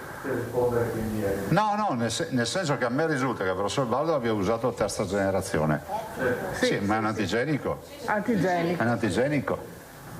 Sì, ma infatti il discorso è un po'... E quindi quello che dice lei, cioè, è un dato che abbiamo, è un dato di circolazione del virus che potrei anche dire che non è basso, se è basso, ma non è basso, perché vi ricordo che l'ultimo dato che avevamo ufficiale, per questo mi sono riallacciato dal professor Baldo, dei famosi 600 fatti in diverse piazze piuttosto che supermercati, era 0,3. Sì, sì. Quindi 3, 6, 9, 12, 15 e 5 volte tanto. Cioè guardate, i numeri sono piccoli, ma comunque c'è una leva che la si vede. Cioè, il professor Baldo ci ha portato uno studio un mese fa a 0,3 l'incidenza. Oggi se questo fosse un dato regionale 1,7 vuol dire che è quintuplicata la presenza del virus. Infatti prima dicevamo 3 persone su una piazza di 1000, oggi con 1,7 cambia il discorso, perché sono 17 persone su una piazza di 1000. Quindi bisogna stare attenti, perché inizia sempre così. Noi siamo preoccupati per questo, perché inizia sempre così. Grazie. Marchiori, Media Nord-Est. Sì, buongiorno Presidente. Buongiorno. A proposito dei tamponi che sono stati effettuati a Mestre nel fine settimana, sì. Allora, questa è un'iniziativa che la Regione ha pensato, sì. Ha rivolto particolarmente ai giovani.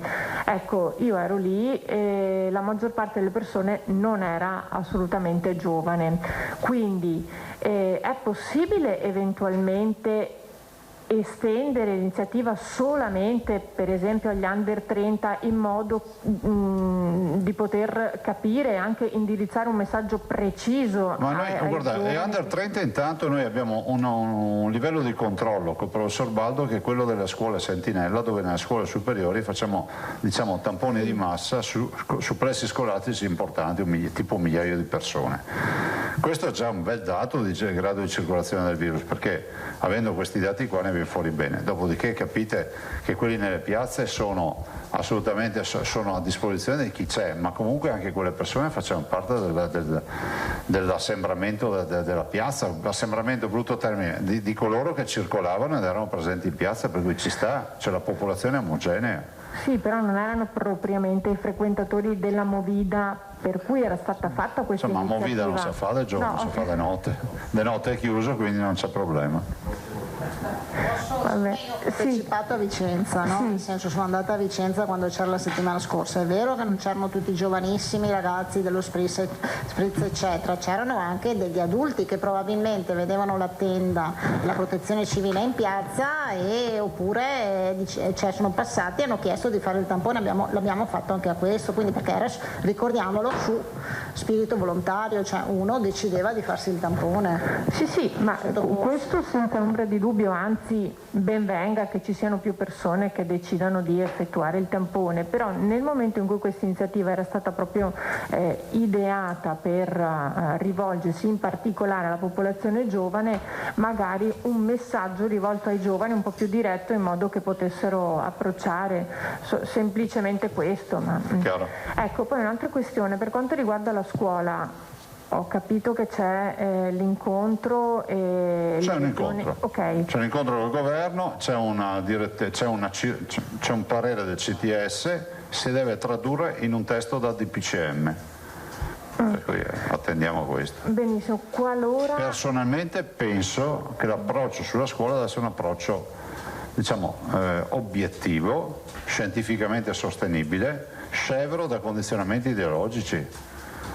Mi rifiuto di pensare che sia qualcuno che si diverte a chiudere la scuola, quindi i condizionamenti ideologici sono solo a carico di chi pensa che chiudere la scuola sia un atto di come si può dire, di scarsa sensibilità culturale, definiamolo così per non usare parolacce.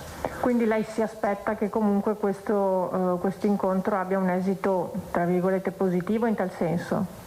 No, mi aspetto che sia lineare, dopodiché vi dico che col dottor Flor e l'assessore Lanzarin, se c'è da chiudere scuole, noi lo valutiamo e le chiudiamo se serve chiudere le scuole. Cioè, non è un atto non è prova muscolare, è un dato di fatto. Cioè... Grazie. Posso introdurmi sull'argomento tanto per stare in tema, chiarire. Perché, Presidente, l'RT Veneto allora è cresciuto? Sì. È 112. Come 112? L'incidenza? L'incidenza, scusa, sì. Ogni 112 abitanti. Viene citato questa incidenza superiore ai 100 solo per la zona arancione, ma in questo momento non è vincolante, quindi voi chiedete di svincolare, se ho capito bene. Sì, ma anche il dato non è ancora definito, cioè il parametro secondo il quale in zona arancione si entra in chiusura delle scuole non è ancora fissato. Peraltro, non avendo uniformità di dati, può anche accadere che una regione in zona gialla abbia un dato di zona di incidenza più alto di una regione che è in zona arancione. Abbiamo già visto questi dati qua. Sì. Ok, ho capito. Quindi chiedete la definizione e anche uniformità dei tamponi, sono le due cose. E automatismi anche. Però, come diceva il dottor Flor, in via preventiva, perché se tu mi dici chiudi le scuole in zona rossa non sai neanche più chiuderle, cioè o meglio, capiamoci, serve sempre a chiuderle. Prego. Allora, Pitarello anche? No. Allora, scusa, Bonet Salmaso, dai, così chiudiamo il tema. Prego. Sì, andiamo a tema, così andiamo. Presidente, scusi, faccio una domanda un po' secca, ma quindi lei ha in animo di fare un'ordinanza sulle scuole in questo momento? No, solo se ci sono aspetti, come si può dire, sanitari che me lo impongono. Ok, però io ho capito dal suo ragionamento che lei ritiene che sarebbe necessaria un'ordinanza di chiusura. No, ritengo che sia doveroso che la comunità scientifica valuti con serietà questo aspetto. No, è che quello che non capisco è questo, cioè lei continua a invocare dei parametri scientifici, però io ho capito... Ancora non ci siamo. Cioè, Del resto il CTS è lo stesso che a dicembre ha detto che dovevano restare chiuse le scuole.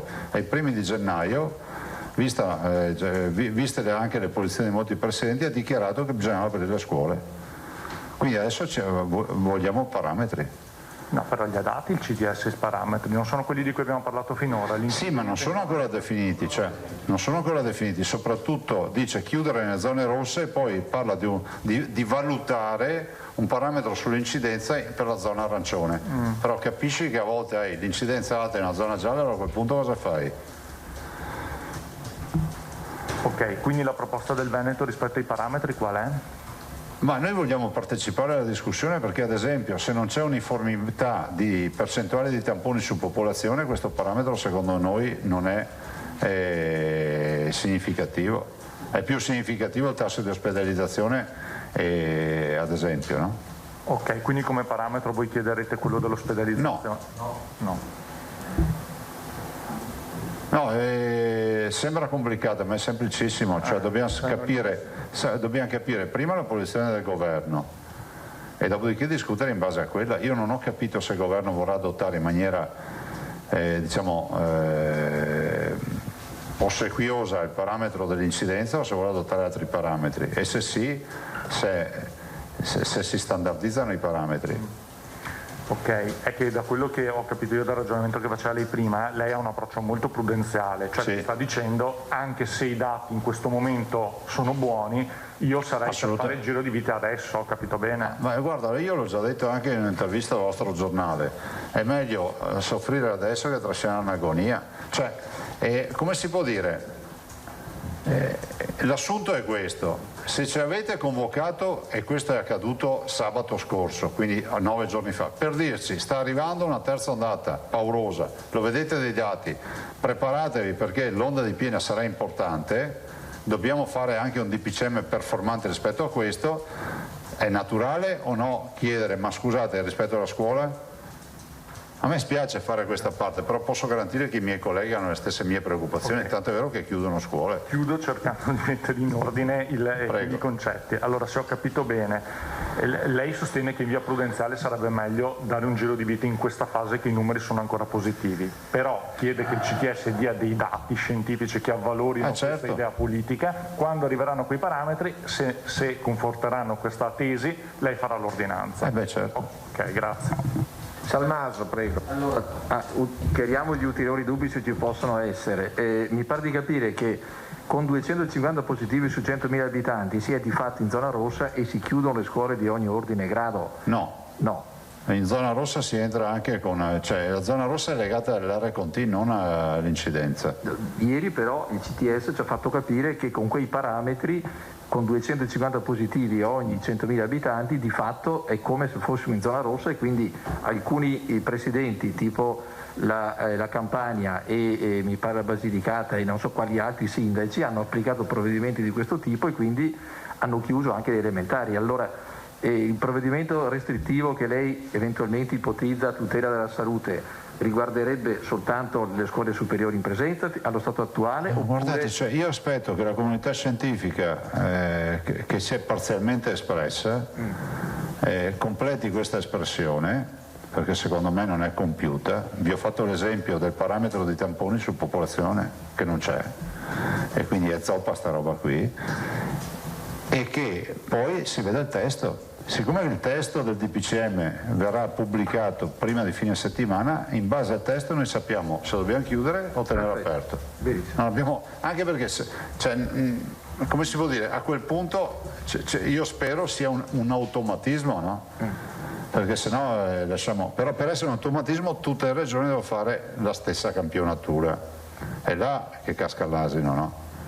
Un numero fisso di tamponi proporzionale agli abitanti. Sì, a quel punto abbiamo la vera incidenza. Certo, sì. Lei pensa che siamo pronti a questa svolta di tipo... Se dopo un anno non siamo pronti a questa svolta allora è bene che ci preoccupiamo. No, io... forse ci diamo anche un sacco di risposte anche, no? Il Veneto è pronto. Sì, certo. Lo sapete meglio di me, ormai avete tutti la laurea in medicina. Sì, certo. D'onorem. Allora riprendiamo il giro. Pittarello era stato travolto. Giustamente, facendo ordine. No, io faccio una domanda su un caso che non c'è, ma un'ipotesi che potrebbe esserci.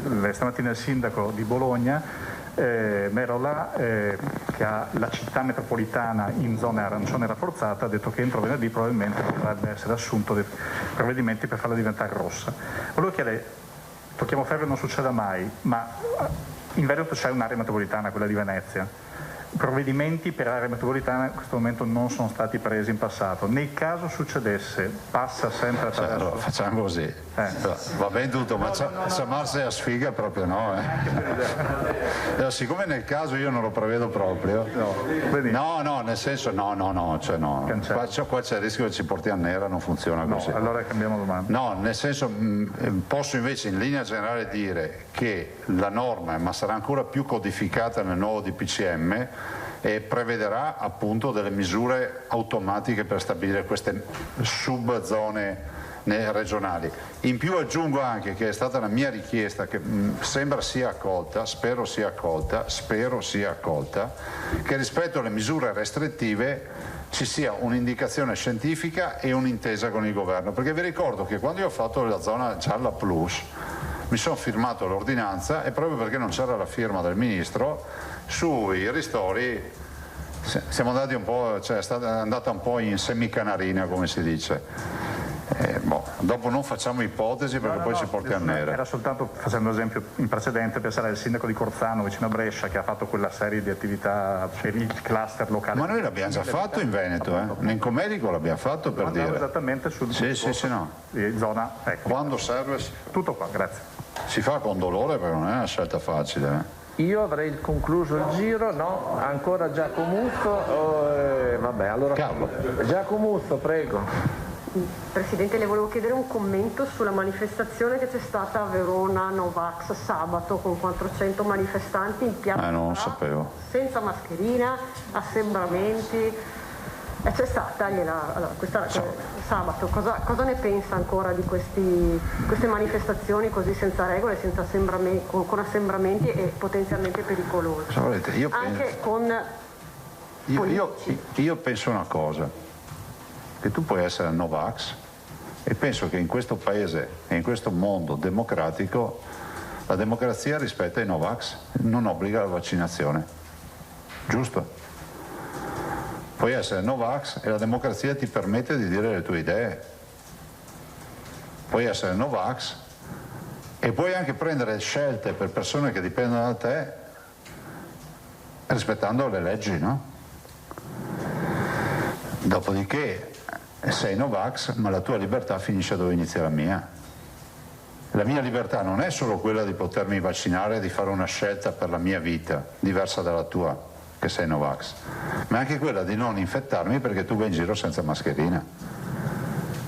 Quindi io non ho, posso dire, non condivido ma rispetto la protesta civile educata che fa una persona, però mi sarei aspettato che uno fa la sua manifestazione, protesta giustamente e dice bene, questo sono in campo comune, mi proteggo, sistemo tutto per un fatto di rispetto, ma espongo le mie idee. Secondo me non portare la mascherina vuol dire comunque non è un bel segnale, cosa volete che vi dica? Cioè, ormai sembra, per alcuni sembra che il problema Covid sia un divertimento degli amministratori, basta leggere alcuni commenti. Ci vuole il pugno di ferro delle amministrazioni? Prego? Ci vuole secondo lei il pugno di ferro? Non sapete che titolo fare domani? No. Non mi fermo qui. Allora, io penso che in questo momento non ci sia bisogno di conflitti, c'è bisogno di capire che siamo comunità, che tu sia Novax, che tu sia a favore dei vaccini, che tu creda che l'hanno portato i marziani o che tu creda invece che è veramente un fenomeno, diciamo, tipico della natura, devi capire comunque che di mezzo c'è una comunità. E la comunità a volte è fatta anche come un'assemblea di condominio, non è che si può sempre avere ragione in un'assemblea di condominio. Se dopo tu vai sempre all'assemblea e pensi di aver sempre ragione, è inevitabile dopo vengono fuori i casini, no? Prego. Allora ricominciamo perché evidentemente Bonet, Salmaso, Marchiori, Pederiva. Io spero che tu non faccia la foto perché abbiamo la stessa giacca e la stessa camicia. Quando ho visto stamattina Flor ho detto bisogna che a mattina si mettiamo d'accordo. Allora, da domani Flor si porterà la cravatta. Non ho mai visto la cravatta, forse una volta. Sentite, mi ha già risposto in subordinato, non ci penso neanche. Tema degli assembramenti. Presidente, pensa a un'ordinanza su questo? Perché sui sindaci si stanno parlando, c'è anche alla luce di quello che si è visto a Venezia, che citavi tu prima, c'è in animo di fare qualcosa in questo senso? Ma guarda, io penso che ordinanza facciamo? Di chiudere le persone in casa? Decisamente no. Le leggi ci sono già, sia sull'uso della mascherina che sul distanziamento sociale. Dopodiché spetta a chi deve fare i controlli di farli, punto. Cioè, che ordinanza volete fare? Cioè, posso fare un appello, sì, di dire ragazzi state attenti, perché poi se io andassi a vedere, guardate, perdonate, faccio questo esempio, andassi a vedere i commenti quando abbiamo iniziato a settembre questa nuova avventura, no? I primi contagi, eccetera, le prediche che facevamo, chiamatele prediche così ce ne andiamo, siamo chiari. E i commenti che avevamo era: siete di lazzaroni, siete prevaricatori, l'abuso di potere, no, finitela. Dopodiché, quando l'infezione è andata alle stelle, andate a controllare i commenti, provate a fare un giorno, sarebbe un bell'articolo, andate alle stelle, tutti con paura, cioè, qua adesso avete sbagliato, dovete chiudere prima, dovete fare le ordinanze. Se voi leggete, c'è una narrazione, voi dite, cavolo, ma questa cosa è montagne russe, no? Adesso siamo tornati nella fase down, dove comunque non c'è tra problemi, andiamo in giro. Fra un mese, quando ci saranno casini, no, dovevate dircelo. Perché se osservate, molti intervistati cosa rispondono? Mica vietato. Dite che non l'avete letta questa dichiarazione. Lo dicono e lo scrivono tutti, non è mica vietato, ma anche quando passi il semaforo col verde, in una zona di grande traffico, la tentazione che abbiamo qual è? Di far così, di guardare a destra e a sinistra anche se tu hai il verde. Qualche gente dice se è verde, via. Vedi che arriva il matto che ti attraversa la strada, fa l'incidente. E il matto che attraversa la strada si chiama virus in questo caso. Salmaso. Quindi io, guardate, poi penso alla Gran Bretagna, Johnson ha detto agli inglesi: dovete, per maggio potete fissare le vacanze perché siete tutti vaccinati, più 600% in più di prenotazioni. Così funziona il mondo. Qua in Italia stiamo ancora discutendo del passaporto vaccinale. In giro è una domanda che le volevo fare, non mi lega nel pensiero, Presidente, perché volevo farlo. No, ma io ti leggo nel pensiero. Sono anche cose che ti scrivi ogni giorno dopo che te me ne intervistato. Dimmi. La domanda è proprio questa, cioè, mi pare che lei abbia sollevato a tempo per primo in Europa conosciuto benissimo appunto un tema, quello del passaporto vaccinale, che sta convincendo il premier francese Macron e sta convincendo, mi pare, la Commissione europea. Ma poi sul piano concreto operativo c'è qualcosa che si è messo in moto che lei sappia, oppure siamo agli auspici e alle analisi? Ma guarda, secondo me, visto che esiste l'Europa, sì, questa è proprio una roba da Europa. Sarà possibile che codifichiamo un documento che rilasciamo? Lo rilasciamo nella lingua madre e in inglese per tutti. Se tu vai in giro, arrivi a Cuba o arrivi a New York o arrivi a Singapore, ti chiedono la vaccinazione, non è che ognuno può arrivare con le sue robe. E secondo me finirà che sarà scritto sul passaporto. Ma vedrete, finirà. Adesso io capisco che c'è tutta una serie di riflessioni, le condivido tutte. È una discriminazione? Sì, sono convinto che sia una discriminazione, sono io il primo a dirlo. Perché lasciate perdere chi non si vuole vaccinare, ma chi non si può vaccinare, secondo me ha diritto di viaggiare come gli altri. Però è inutile che ci facciamo tutte queste lucubrazioni mentali. La verità è che il mondo va nella direzione che se non ti sei vaccinato ci saranno delle strutture che non ti permettono di accedere. Punto. Allora, o guardiamo in faccia la realtà, o stiamo qua, apriamo il salotto per discutere una vita dell'opportunità. Io condivido tutte le riflessioni che fanno quelli che sono contro il passaporto, ma veramente le condivido. Vi ho fatto l'esempio di chi non si può vaccinare. Però ragazzi, guardate che il mondo va in altra direzione. Se vogliamo guidare a destra come in un paese dove si guida a sinistra, ci schiantiamo, basta. Però, o ci adeguiamo, andiamo a piedi o in bicicletta, ma anche in bicicletta bisogna guidare dalla parte giusta. Ultima questione, Presidente, c'è un tema che tiene banco da diversi giorni sui quotidiani e riguarda quel contributo di 240 euro alla senatrice Fregolent. Allora, so che lei su una vicenda che non è proprio analoga, sia chiaro, qui non c'è nulla di illegittimo, di irregolare come procedura amministrativa, è solo una questione di sensibilità e di approccio, ecco, di opportunità, benissimo.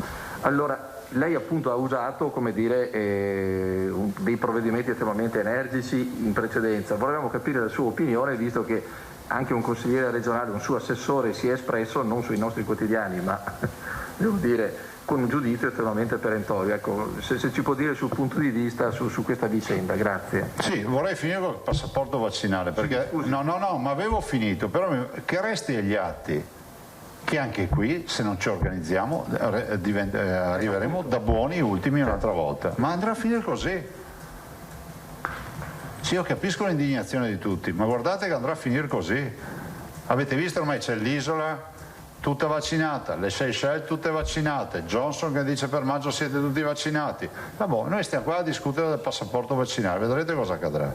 Che avremo la mappa del mondo, cominciano a scrivere Covid free, Covid free, Covid free, e poi a noi ci metteranno sopra il retino, no? Poi vedrete come funziona il turismo così. Noi dobbiamo rilanciarlo, il turismo, ripartire, ma velocemente, anche le attività produttive. Guarda, rispetto alla vicenda, sì, non ho nulla da aggiungere, sì, ma lo dico perché non conosco la vicenda. Sì. Parto da un presupposto che, da quello che ho capito leggendo, perché non ho neanche tempo di fare telefonate, sì, e non competono a me, la senatrice non ha commesso nessun reato, no, e questo sia chiaro. Questo è evidente, sì. Dopodiché mi fermo qui perché non ne so neanche la genesi e non compete neanche a me a stare qui, e poi mi conoscete, cioè non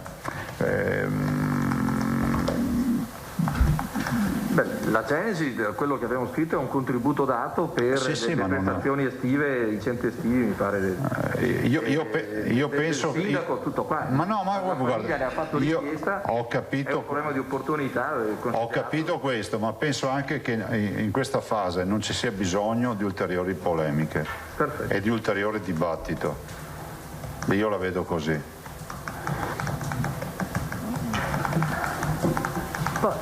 Posto, Albino? Sì, grazie. Posso fare una piccolissima richiesta che mi è appena giunta? Per quanto riguarda le colombe, non so se l'avesse detto inizialmente, come si fa tecnicamente per ordinarle? Tramite il sito.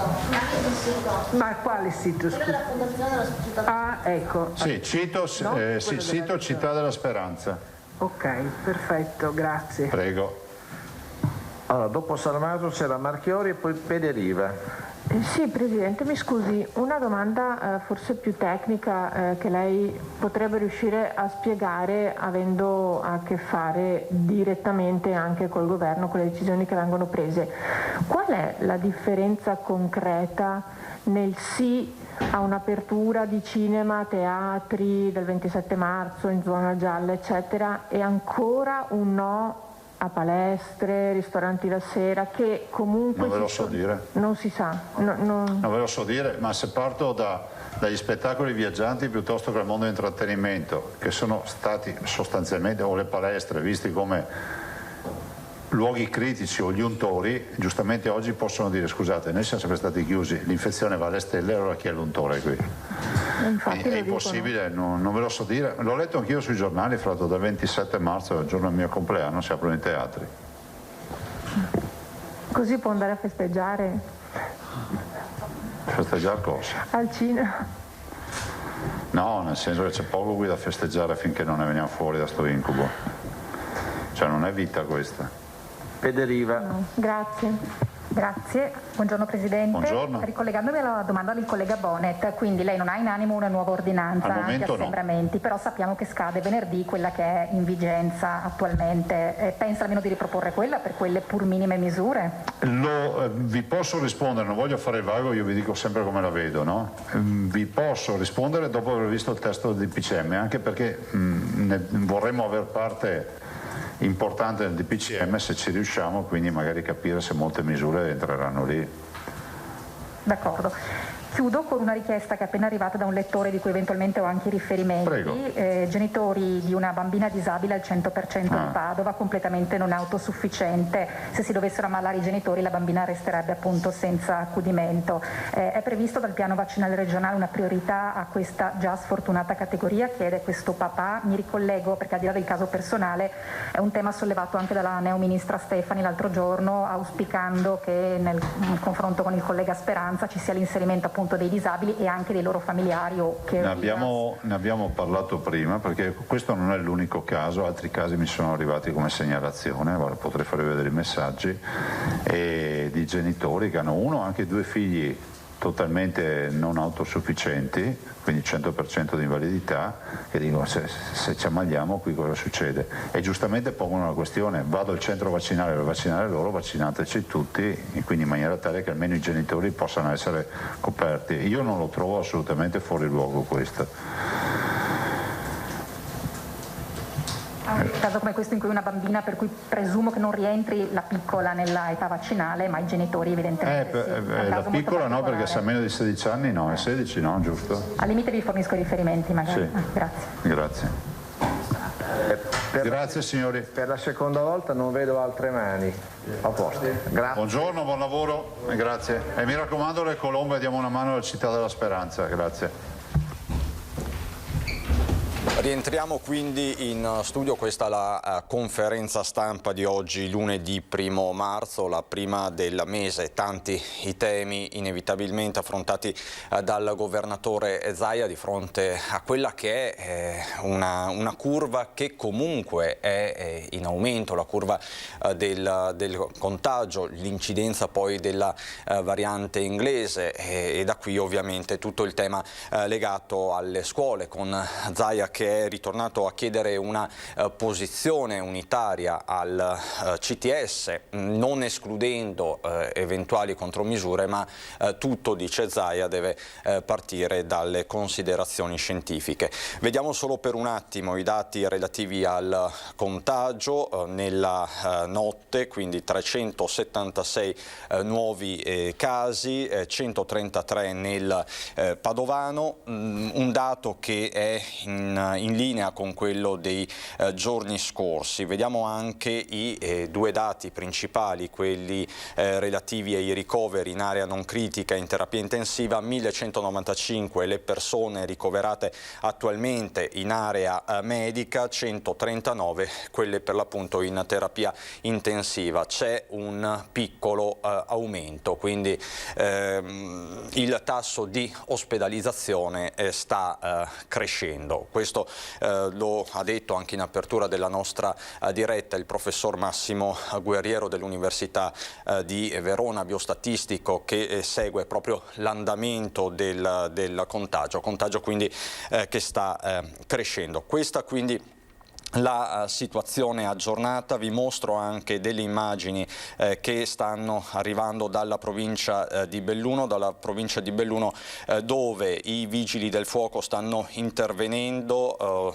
lo vedete su questo pendio, per un incendio boschivo tra Zoldo e Mezzocanale. Ringrazio la collega Tiziana Bolognani per l'aggiornamento in tempo reale. La cronaca poi di giornata, come vi abbiamo riferito in apertura di questa straordinaria, c'è una serie di incidenti tragici sulle strade del Veneto, in particolare quello di ieri sera a Paese, quindi siamo nella cintura urbana di Treviso, dove è morta una mamma di 39 anni a bordo con lei in questa auto bianca Fiat Stilo.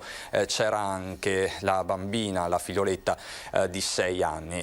La mamma è morta poche ore dopo al Cafoncello di Treviso. C'è stato poi un incidente anche in zona Cornuda, un ragazzo poco meno che trentenne è andato a sbattere a bordo della sua moto contro un'auto, si trova in gravissime condizioni al Cafoncello. Un morto anche in Polesine, a San Bellino, in questo caso un ragazzo di 29 99 anni, proprio nel giorno del suo compleanno a bordo della motocicletta ricevuta in regalo. Quindi una tragedia davvero assurda. Questa quindi è la cronaca, ma vi racconteremo tanto altro subito dopo il meteo e la pubblicità.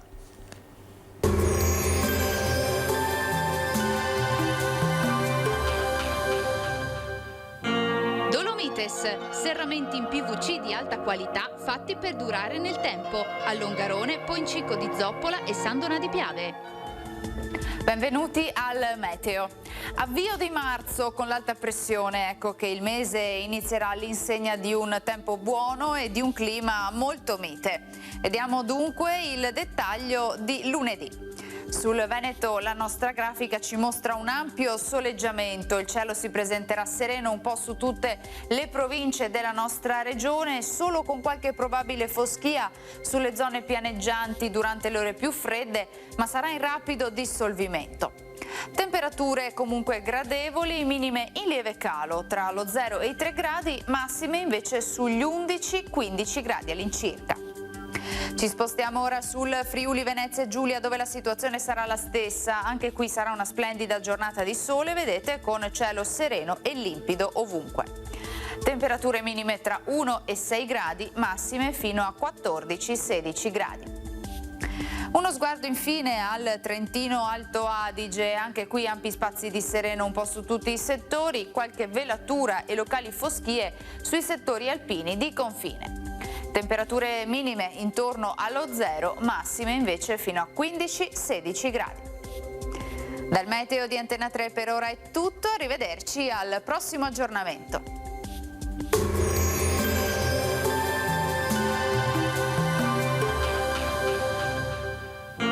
Dolomites, serramenti in PVC di alta qualità fatti per durare nel tempo. A Longarone, Poincico di Zoppola e Sandona di Piave.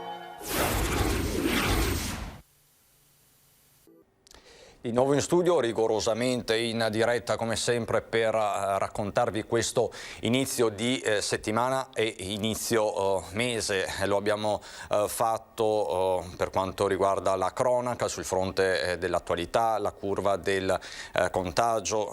C'è stata una conferenza stampa molto consistente del governatore Zaia. Ci sono poi tutti i temi economici sul tavolo e sempre più importanti, sempre più pressanti. Per fare il punto siamo collegati con il nostro consulente aziendale di fiducia Nicola Palumbo. Buongiorno Palumbo.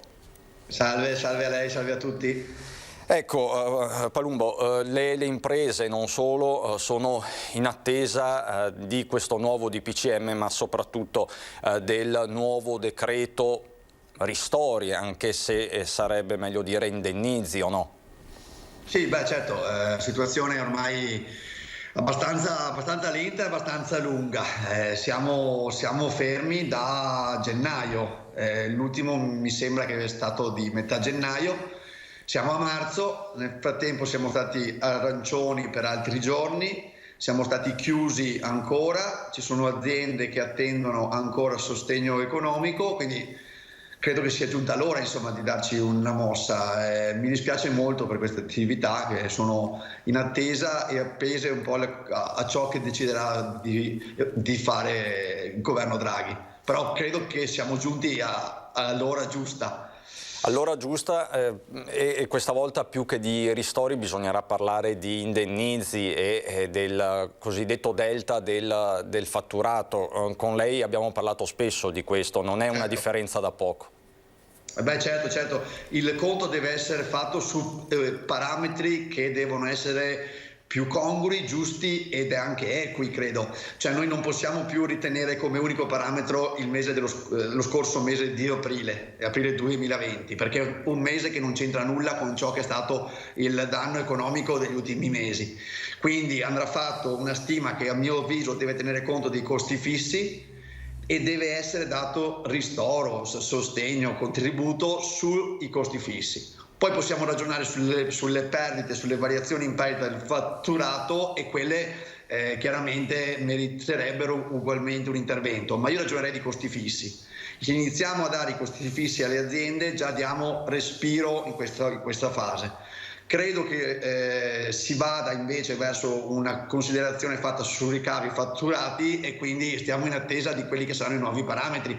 Mi aspetto molto, perché abbiamo un governo che ha una sfaccettatura tecnica per quanto concerne l'economia e quindi mi aspetto molto da questo decreto. E resta poi il fatto che alcune categorie sono state più colpite di altre da questa crisi, imprese ma anche lavoratori che sono stati troppo spesso dimenticati. E ieri al Duomo a Treviso c'è stato un flash mob per sottolineare l'importanza degli eventi culturali fermi ormai da mesi. Vediamo anche le immagini, i sacchetti di carta in testa per dire che questi appuntamenti mancano come l'aria. Quindi questi sono lavoratori dimenticati di fatto, Palumbo. Assolutamente sì. Noi abbiamo in mente purtroppo per deformazione, parlo di tutti o di tanti, il fatto che l'arte, lo spettacolo sia qualcosa di in più, un accessorio della nostra vita. In realtà per tanta gente è la vita. E non parlo solo dei grandi artisti che magari possono essere anche un po' più sereni da un punto di vista patrimoniale, parlo degli artisti emergenti che chiaramente vivono non con grandi redditi, parlo di tecnici fonici, facchini, operai, tecnici luci, service. Pochi giorni fa un imprenditore del mondo dei service non ce l'ha fatta andare avanti e ha deciso di farla finita. Ecco. Mi piacerebbe che si iniziasse a pensare che dietro un palco c'è un mondo di persone che non fanno una vita principesca, che non sono sui quotidiani, ma che rendono possibile tutto. E per loro lo spettacolo è vita. Ecco, si parla di persone che hanno contratti spesso occasionali perché magari c'è quel progetto, quello spettacolo, quel singolo tour e che quindi non hanno neppure la costanza di una rendita, di un reddito anche. Ecco, sono persone di cui si parla poco. Noi sentiamo parlare sempre chiaramente ai ristoratori, sentiamo parlare ai gestori, certo, di palestre, bar, che giustamente alzano il tono e si fanno sentire. C'è questo mondo che da 12 mesi è fermo. E ben venga l'iniziativa Ultimo Concerto, che è stata posta in essere sabato, in cui tanti artisti di grande prestigio hanno deciso di far capire che così non si può andare oltre, che qualcosa bisogna fare. E io spero che anche per loro sia predisposto un intervento di natura economica e che possa dare loro un orizzonte un po' più lungo di quello che ormai si è ridotto alla quotidianità. C'è poi un'altra categoria, Palumbo, che per tanti mesi, tanti anni è rimasta sotto traccia. La scorsa settimana invece c'è stata una sentenza importante, mi sto riferendo a tutto il mondo dei cosiddetti rider, diciamo la nuova generazione di fattorini che sono cresciuti a dismisura, visto poi anche il discorso dell'aumento delle consegne casa per casa a domicilio. Ecco, guardando a questi lavoratori, che cosa si sente di dire? Ma allora, i contratti per un settore così specifico non dovrebbero essere, mi permetto, poi chiaramente io conto molto poco, sulla base di quanto ha decretato la sentenza del Tribunale di Milano, se non sbaglio. Cioè un indeterminato per un settore di questo tipo, secondo me è un contratto che non ha molto senso. Se noi andiamo a capire chi svolge l'attività di rider, capiamo una profilazione che si orienta verso il giovane che vuole pagarsi gli studi, la persona che vuole arrotondare un proprio reddito, che vede in questa occasione una possibilità di avere un po' più di benessere, e chi purtroppo in questa fase ha perso la sua occupazione e quindi cerca in qualche modo di avere un reddito, seppur occasionale, con questo tipo di professione. In tutti questi casi non c'è una carriera, nessuno fa il rider per poi fare carriera nel settore della consegna a casa di alimenti e bevande e pertanto inquadrarli in un contratto così rigido e così improntato alla durata è qualcosa che crea un danno alle aziende e anche al rider stesso, perché se io fossi un'azienda ne assumerei 10 e lavorerei con quei 10, e tutti gli altri che magari hanno proprio la situazione occasionale, il lavoro per arrotondare, cosa ne facciamo?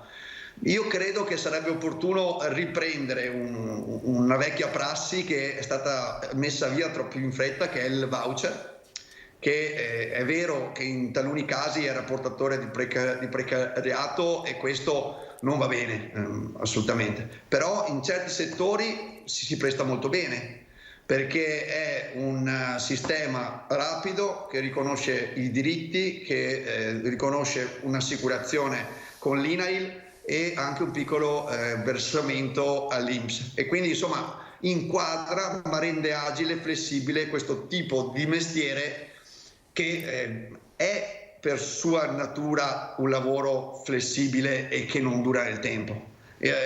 Quindi per una volta non concordo con una sentenza di questo tipo. Credo che, pur mantenendo il rispetto per chi pratica questa professione, il voucher potrebbe essere un sistema più pertinente. Rispetto, dignità che passano attraverso la sicurezza, quindi anche l'utilizzo dei DPI, dei caschi e quant'altro, che sono aspetti assolutamente fondamentali.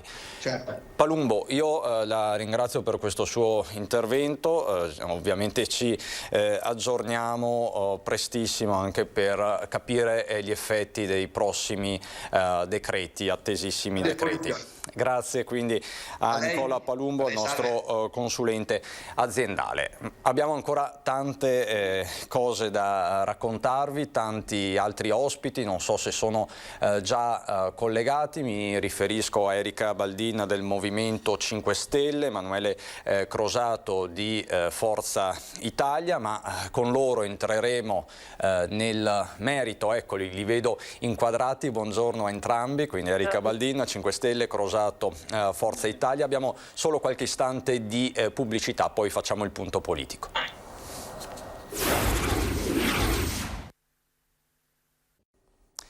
Di nuovo in diretta per il punto politico, ve li ho presentati pochissimi istanti fa. Erika Baldin del Movimento 5 Stelle, Emanuele Crosato di Forza Italia, che adesso sono alleati di governo sostanzialmente. Fa specie dirlo, ma di fatto è così. Che effetto fa, Crosato, essere alleati di governo in questo comunque governo del tutto peculiare, va detto, con i 5 Stelle? Poi la stessa domanda faccio ovviamente a Baldin. Crosato. Per noi l'obiettivo è quello di fare gli interessi dei cittadini, quindi benissimo anche con chiunque ci sta. È stato comunque buon profeta ancora una volta il presidente Berlusconi, che ha indicato nel governo dei migliori la possibilità quindi di arrivare a un governo nazionale con un ottimo Presidente del Consiglio, quindi nessun problema, e anzi ben venga chiunque può fare del bene, può portare anche le nostre istanze. Baldin, che effetto fa? Sono passate 2 settimane, non è stato facile per i 5 Stelle, ma di fatto voi adesso siete azionisti a pieno titolo di maggioranza di questa maggioranza. Dopo 2 settimane di governo Draghi, che cosa si sente di dire? Qual è la sua riflessione? Beh, allora inizialmente anch'io ero, devo dire la verità, abbastanza scettica su quella che era nata come nuova compagine di governo, quindi diciamo anche un mix di più partiti politici che condividono ben poco, insomma, su tutta la linea, su tanti temi. Però poi ho riflettuto e sono arrivata alla conclusione per cui in un momento come questo del tutto eccezionale era necessario assolutamente evitare di andare al voto, perché questo significava in qualche modo rallentare tutto un procedimento che per forza di cose adesso deve accelerare il più possibile, perché dobbiamo appunto provvedere ai ristori per le attività che devono ancora continuare a tener chiuso, e tutte le persone che in questo momento non lavorano e quindi sono in forte difficoltà. Detto questo, anch'io spero, come ha detto chi mi ha preceduto, che si riesca a fare un buon lavoro, che si mettano sul tavolo quelli che sono i problemi reali delle persone, dei cittadini, che non sono di certo le fazioni politiche, come spesso è avvenuto in questo Paese, perché si dà molto più risalto alle diversità piuttosto che alle buone intenzioni, a volte anche le convergenze su alcune tematiche specifiche. Quindi ecco, credo che si possa fare ancora del buono, almeno lo spero, insomma, perché è necessario in questo momento dare il massimo per dare un sostegno alle persone che stanno soffrendo. Quindi per me, insomma, non c'è nessun dubbio che questo governo debba continuare e lo debba fare con la più ampia maggioranza possibile. Diciamo, Baldin, che nel frattempo lo stesso Movimento 5 Stelle si sta ricostruendo. Da ieri ha avviato un'importante fase di rifondazione che in passato, va detto, ha coinvolto la vita di tutti i movimenti, di tutti i partiti, quindi di fatto anche un'evoluzione, se vogliamo, naturale. Si sta andando verso una leadership di fatto dell'ex premier Giuseppe Conte. È un passaggio utile alla vita del movimento, alla sopravvivenza del movimento? Allora, secondo me Giuseppe Conte è una persona dotata di grande credibilità sia a livello nazionale che a livello internazionale. Lo abbiamo visto all'opera con i più grandi leader europei e quello che è riuscito a portare a casa in termini economici è eccezionale. Quindi tutta la mia stima verso questa persona che ha traghettato il paese fuori, o quantomeno insomma, fuori dalla fase più critica dell'epidemia che stavamo attraversando, e lo credo assolutamente capace, quindi per me è una buonissima notizia, insomma, che abbia accettato di rifondare il Movimento 5 Stelle, di mettersi a capo di un movimento come il nostro, che sicuramente credo anche sarà in grado di far convergere più persone verso il movimento, perché la sua figura di persona preparata, onesta e competente, ma soprattutto anche di buona maniera, è veramente un signore, quindi credo possa veramente fare la differenza e catalizzare con ancora più consenso. Do anche lettura molto brevemente di un tweet di ieri sera del Ministro Federico D'Incà. Giuseppe Conte, dice D'Incà, sarà motore di grande cambiamento per il Movimento 5 Stelle, come lo è stato per il Paese in questi anni. Con la sua disponibilità dimostra grande generosità e visione politica e accompagnerà una sfida centrale nello scenario politico dei prossimi anni, in alto i cuori. Quindi insomma Federico D'Incà, il bellunese D'Incà, getta il cuore oltre l'ostacolo, verrebbe da dire. Comunque questa è anche la situazione, tutti i partiti si stanno riposizionando, compresa anche Forza Italia, che i sondaggi danno anche in crescita, Crosato. Sì, assolutamente, questo perché più di altri il Presidente Berlusconi ha puntato subito in un governo forte, con una maggioranza forte, con un leader forte, e quindi questo va dato merito. È ovvio che molto dipenderà da cosa si farà, da cosa faranno i nostri ministri, cosa farà il Presidente Draghi. E per noi è fondamentale in questo momento riuscire a dare risposte subito ai ristori, evitare, come vediamo questi giorni, talune chiusure, ma anzi riaprire delle attività. Trovo ancora curioso che non si possa cenare nei ristoranti alla sera, e varie attività che stiamo seguendo. Anche l'aspetto scolastico è importantissimo, riuscire a mantenere la scuola in presenza ove possibile e dare risposte certe e immediate ai nostri cittadini. Baldin, torno da lei, perché appunto Crosato parlava di risposte immediate ai cittadini, di ristoranti, c'è poi il tema della scuola, tutti temi che ovviamente fanno parte del dibattito. nazionale e regionale. Il fatto di essere adesso alleati a livello nazionale, cosa comporta a livello regionale? Lei è uno dei rappresentanti più importanti dell'opposizione in Consiglio regionale, ma ai tempi delle larghe intese, com'è fare opposizione ad una forza che poi a Roma è alleata? Allora, diciamo come sono fatta io, per le mie caratteristiche principali, che sono quelle del dialogo e del trovare le soluzioni più opportune a prescindere talvolta dalla maglia che vestiamo, a mio avviso fa poca differenza questo, perché le idee possono essere buone o possono essere cattive, non mi importa chi le porta avanti, l'importante è che è la bontà appunto delle posizioni che si portano avanti e in cui crediamo. Quindi l'attenzione adesso è chiaramente rivolta a tutto quello che serve da adesso in poi per uscire dal tunnel in cui ci siamo incuneati. Oggi ad esempio abbiamo nelle varie commissioni l'esame e le audizioni sul piano 3R, PRRR, con la compartecipazione insomma, di tutte le parti sociali, del panorama economico. Credo che questo oggi sia il nostro vero compito, a prescindere, come dicevo all'inizio dei miei interventi, dal colore politico. Quello che oggi il popolo e i cittadini italiani chiedono è: aiutateci, svestitevi delle vostre maglie e dateci la forza di continuare ad andare avanti, perché come diciamo tutti, insomma, è un periodo veramente tragico. Dal dopoguerra ad oggi credo sia quello peggiore che ci siamo ritrovati ad affrontare, per cui bisogna veramente rimboccarsi le maniche e fare tutto il possibile per venire incontro alle persone. Ci sono ancora tanti temi da affrontare, ho ancora proprio un minuto di pubblicità. A dopo.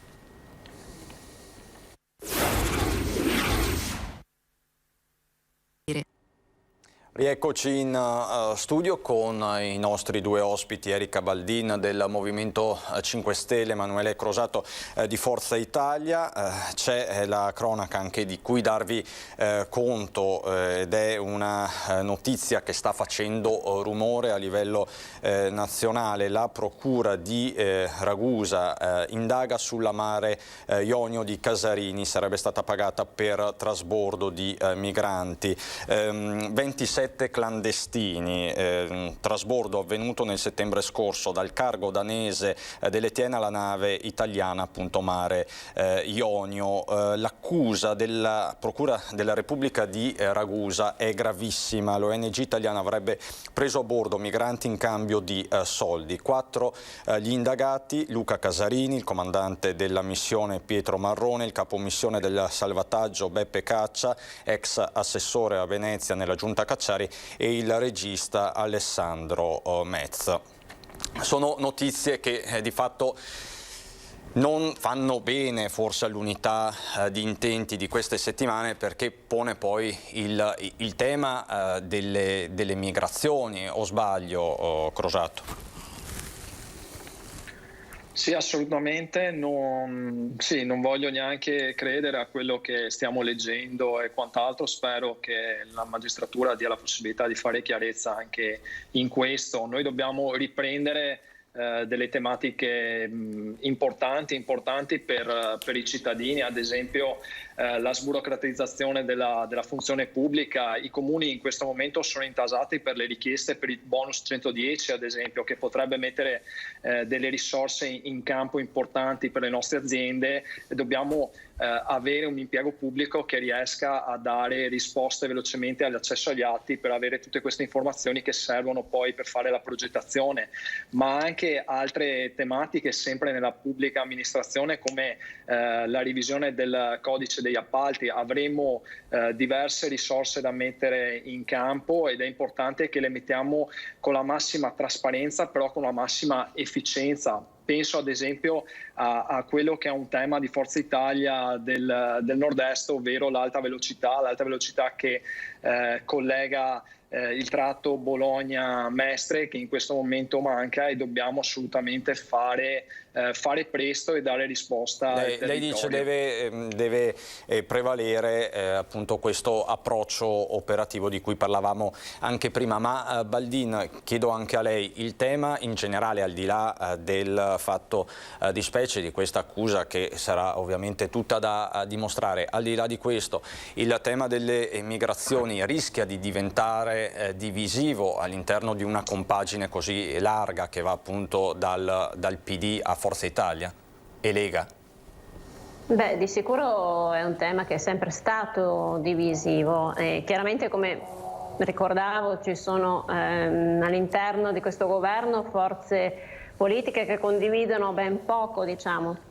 Però ho anche sentito un cambio di passo da parte di più di qualcuno sul fattore dell'emigrazione, in particolar modo Salvini, che fino a un momento prima era anti-europeo, anti-immigrazione, porti chiusi, eccetera, eccetera. Dal giorno dopo in cui si è insediato il nuovo premier Draghi sembra abbia ritrovato una logica più europeista, più pragmatica e più accogliente, quindi anche anche i nuovi governi fanno i miracoli, insomma. Con questo non voglio dire che sia giusto o sbagliato, insomma, preservare i confini, che secondo me è una cosa che a prescindere va fatta, però non si può continuare a utilizzare questo tema strumentalizzandolo a fini elettorali. È giusto trovare una soluzione e va trovata sicuramente in ambito europeo, perché lo Stato italiano da solo può fare ben poco e quindi la nostra priorità sarà quella di mettersi a discutere con gli altri paesi per trovare degli accordi, per redistribuire queste persone, magari aiutarli, come diceva qualcuno, a casa loro, perché non siano poi costretti ad emigrare, perché purtroppo quando si parte non si sa se si arriva, il percorso è veramente ad ostacoli e lo sappiamo benissimo. In più bisogna anche fare attenzione alle nuove rotte balcaniche, dove stanno avvenendo fatti indicibili, orrori veri e propri alle porte di casa nostra. Lei tra l'altro su questo ha portato anche la riflessione in Consiglio regionale la scorsa settimana, se non sbaglio.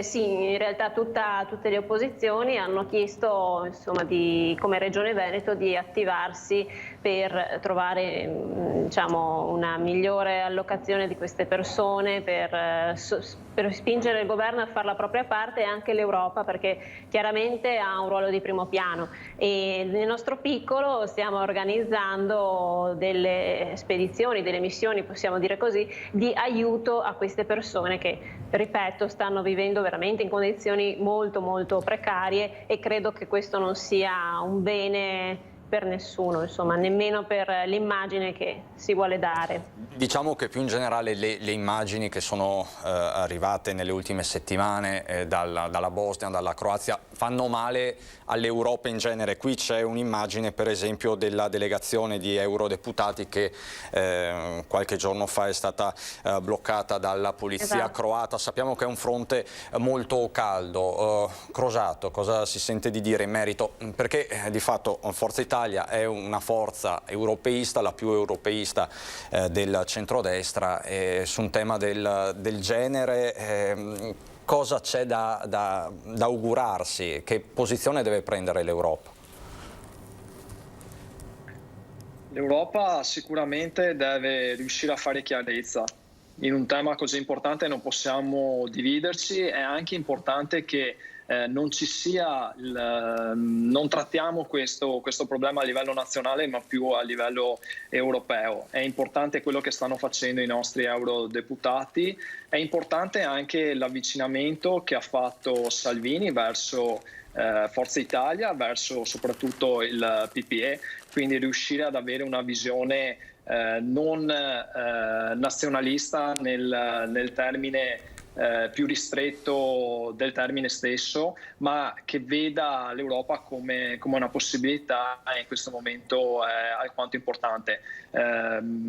Ottima l'iniziativa da parte dei deputati europei di andare sul posto a verificare come effettivamente sono le cose, la situazione. Mi dispiace, come ha detto lei, che sono stati bloccati e non hanno potuto raggiungere effettivamente le zone, e questo ci pone dei quesiti, perché sono stati bloccati, cosa c'era effettivamente lì, e questa deve essere una risposta che deve essere data. Certo, questo diciamo è uno dei fronti, ma non è solo l'unico a livello comunitario. Ritorniamo al tema di partenza, quello delle vaccinazioni. Anche questo è un tema, un fronte comunitario ed europeo. Tra l'altro c'è questo nuovo piano per i vaccini a livello nazionale, accelerato da Draghi, con un ridimensionamento, anche lo vediamo dal titolo, della figura di Domenico Arcuri. Si va verso un super commissario, Gabrielli. Abbiamo visto anche l'avvicendamento ai vertici della protezione civile. È la strada giusta questa, Baldin? Ma allora io credo che su un tema del genere vada fatta la migliore operazione possibile e soprattutto in trasparenza.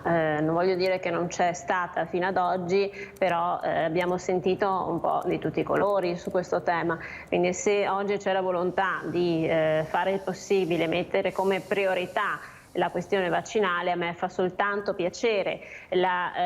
Chiederei però a chi vuole avere un ruolo in questa partita di farsi un po' da parte, perché è necessario che le distribuzioni dei vaccini arrivino da enti qualificati e senza in qualche modo comportare dei rischi sia di salute che per la provenienza di questi vaccini. È assolutamente importante che ci sia un unico soggetto atto a far sì che questi possano entrare nel nostro territorio e vengano distribuiti con criteri di uguaglianza. Insomma, lei, Baldin, non crede, diciamo, per essere più espliciti, alla via regionale per l'accaparramento dei vaccini? No, insomma, deve essere una partita unitaria.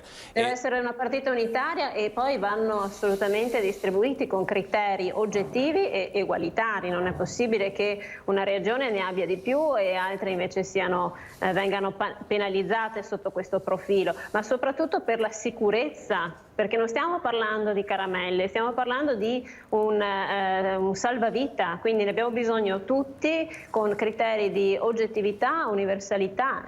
Su questo non si può assolutamente derogare in uno Stato. E Crosato, che cosa pensa in merito? Forza Italia è alleata di Zaia. Zaia è stato tra i primi ad aprire questo fronte. Concorda con Baldin o concorda con Zaia? Visto che mi pare che su Salvini avete un po' un'idea comune, quindi sì, le chiedo questo, insomma. No, penso che Zaia abbia fatto bene comunque di valutare tutte le possibilità. Se aveva il minimo dubbio che ci fossero dei vaccini a disposizione, secondo me doveva assolutamente ricercare qualsiasi possibilità, come hanno fatto anche altri presidenti della regione, quindi non mi trovo distante dalla visione del presidente Zaia.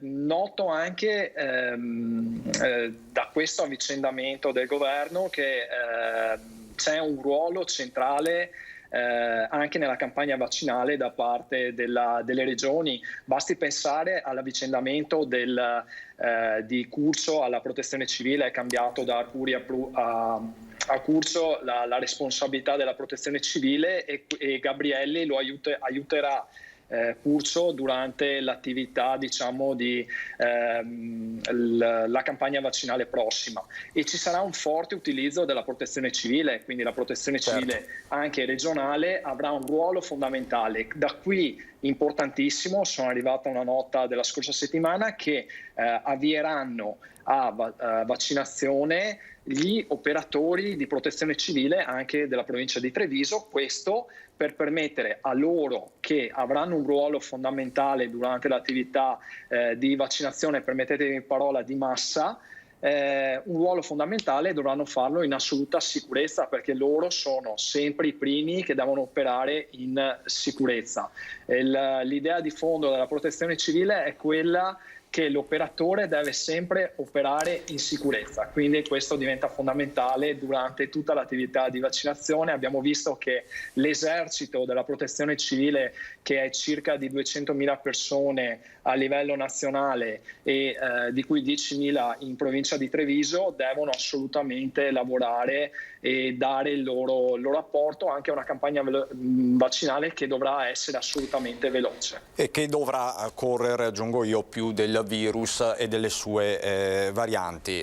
Tra l'altro la ringrazio per la notizia. Crosato, non l'ho ricordato all'inizio, Emanuele Crosato è consigliere delegato della provincia di Treviso alla protezione civile. Vi ringrazio, grazie davvero a Erika Baldin e a Emanuele Crosato. Erika Baldin che ritornerà questa sera con Ferdinando Avarino in studio a Ring, Ferdinando Avarino che avrà come ospite anche Alberto Stefani della Lega, Giacomo Possamai del Partito Democratico, Achille Variati, sottosegretario, ex sottosegretario, già sottosegretario all'interno del Partito Democratico, e poi Domenico Crisarà che è vicepresidente della FIMG, la Federazione dei Medici di Medicina Generale, quei medici di base che si stanno invocando proprio in questi giorni per accelerare ulteriormente sulla campagna vaccinale non soltanto la protezione civile ma anche gli accordi singoli dello Stato e delle regioni con i medici di famiglia per garantire ovviamente una campagna vaccinale la più capillare possibile. Ritorniamo in diretta questa sera a partire dalle 18:30. Avete visto, i temi sono tantissimi, c'è purtroppo una domenica sera tragica sul fronte degli incidenti stradali, ve li abbiamo raccontati ma ovviamente vi daremo i dettagli. Ci sono poi tutti gli aggiornamenti sul fronte del coronavirus, della vaccinazione e di questa variante inglese. Saluto e ringrazio dalla regia Antonio Paul e Italo Morao, saluto e ringrazio tutti voi per la cortese attenzione, buon proseguimento di giornata.